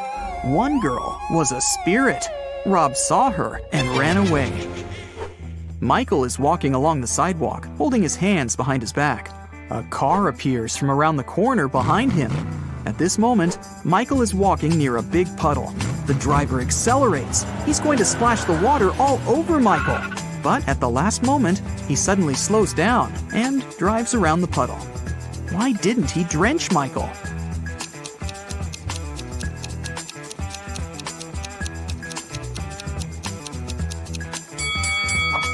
Michael was carrying a brick behind his back. The driver was afraid that Michael would throw it at his car, so he didn't drive over the puddle. Alexandra is walking around an old castle. There are lots of portraits of kings and queens on the walls. The corridor is lit by candles. Alexandra goes down to the first floor, where several people are dancing.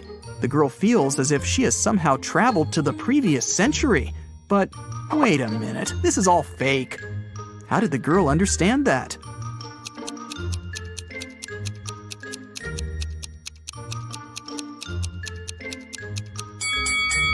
A hidden camera is installed in the corner of the hall. Also, that dancing girl has a smartwatch on her wrist. See? It's morning. Bob leaves his house and goes to the beach. The sun is peeking over the horizon. The sea is calm. There's no wind. Bob sits down on the sand, closes his eyes, and begins to meditate. Several people come up to Bob and sit down next to him to meditate too. Bob opens his eyes, sees them, and realizes that something's wrong with these people. But what?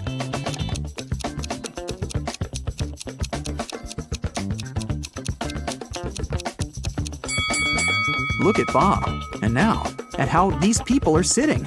They aren't touching the sand. Their bodies are half an inch above the ground. Okay, now let's check and see how many correct answers you got. 0 to 3 points.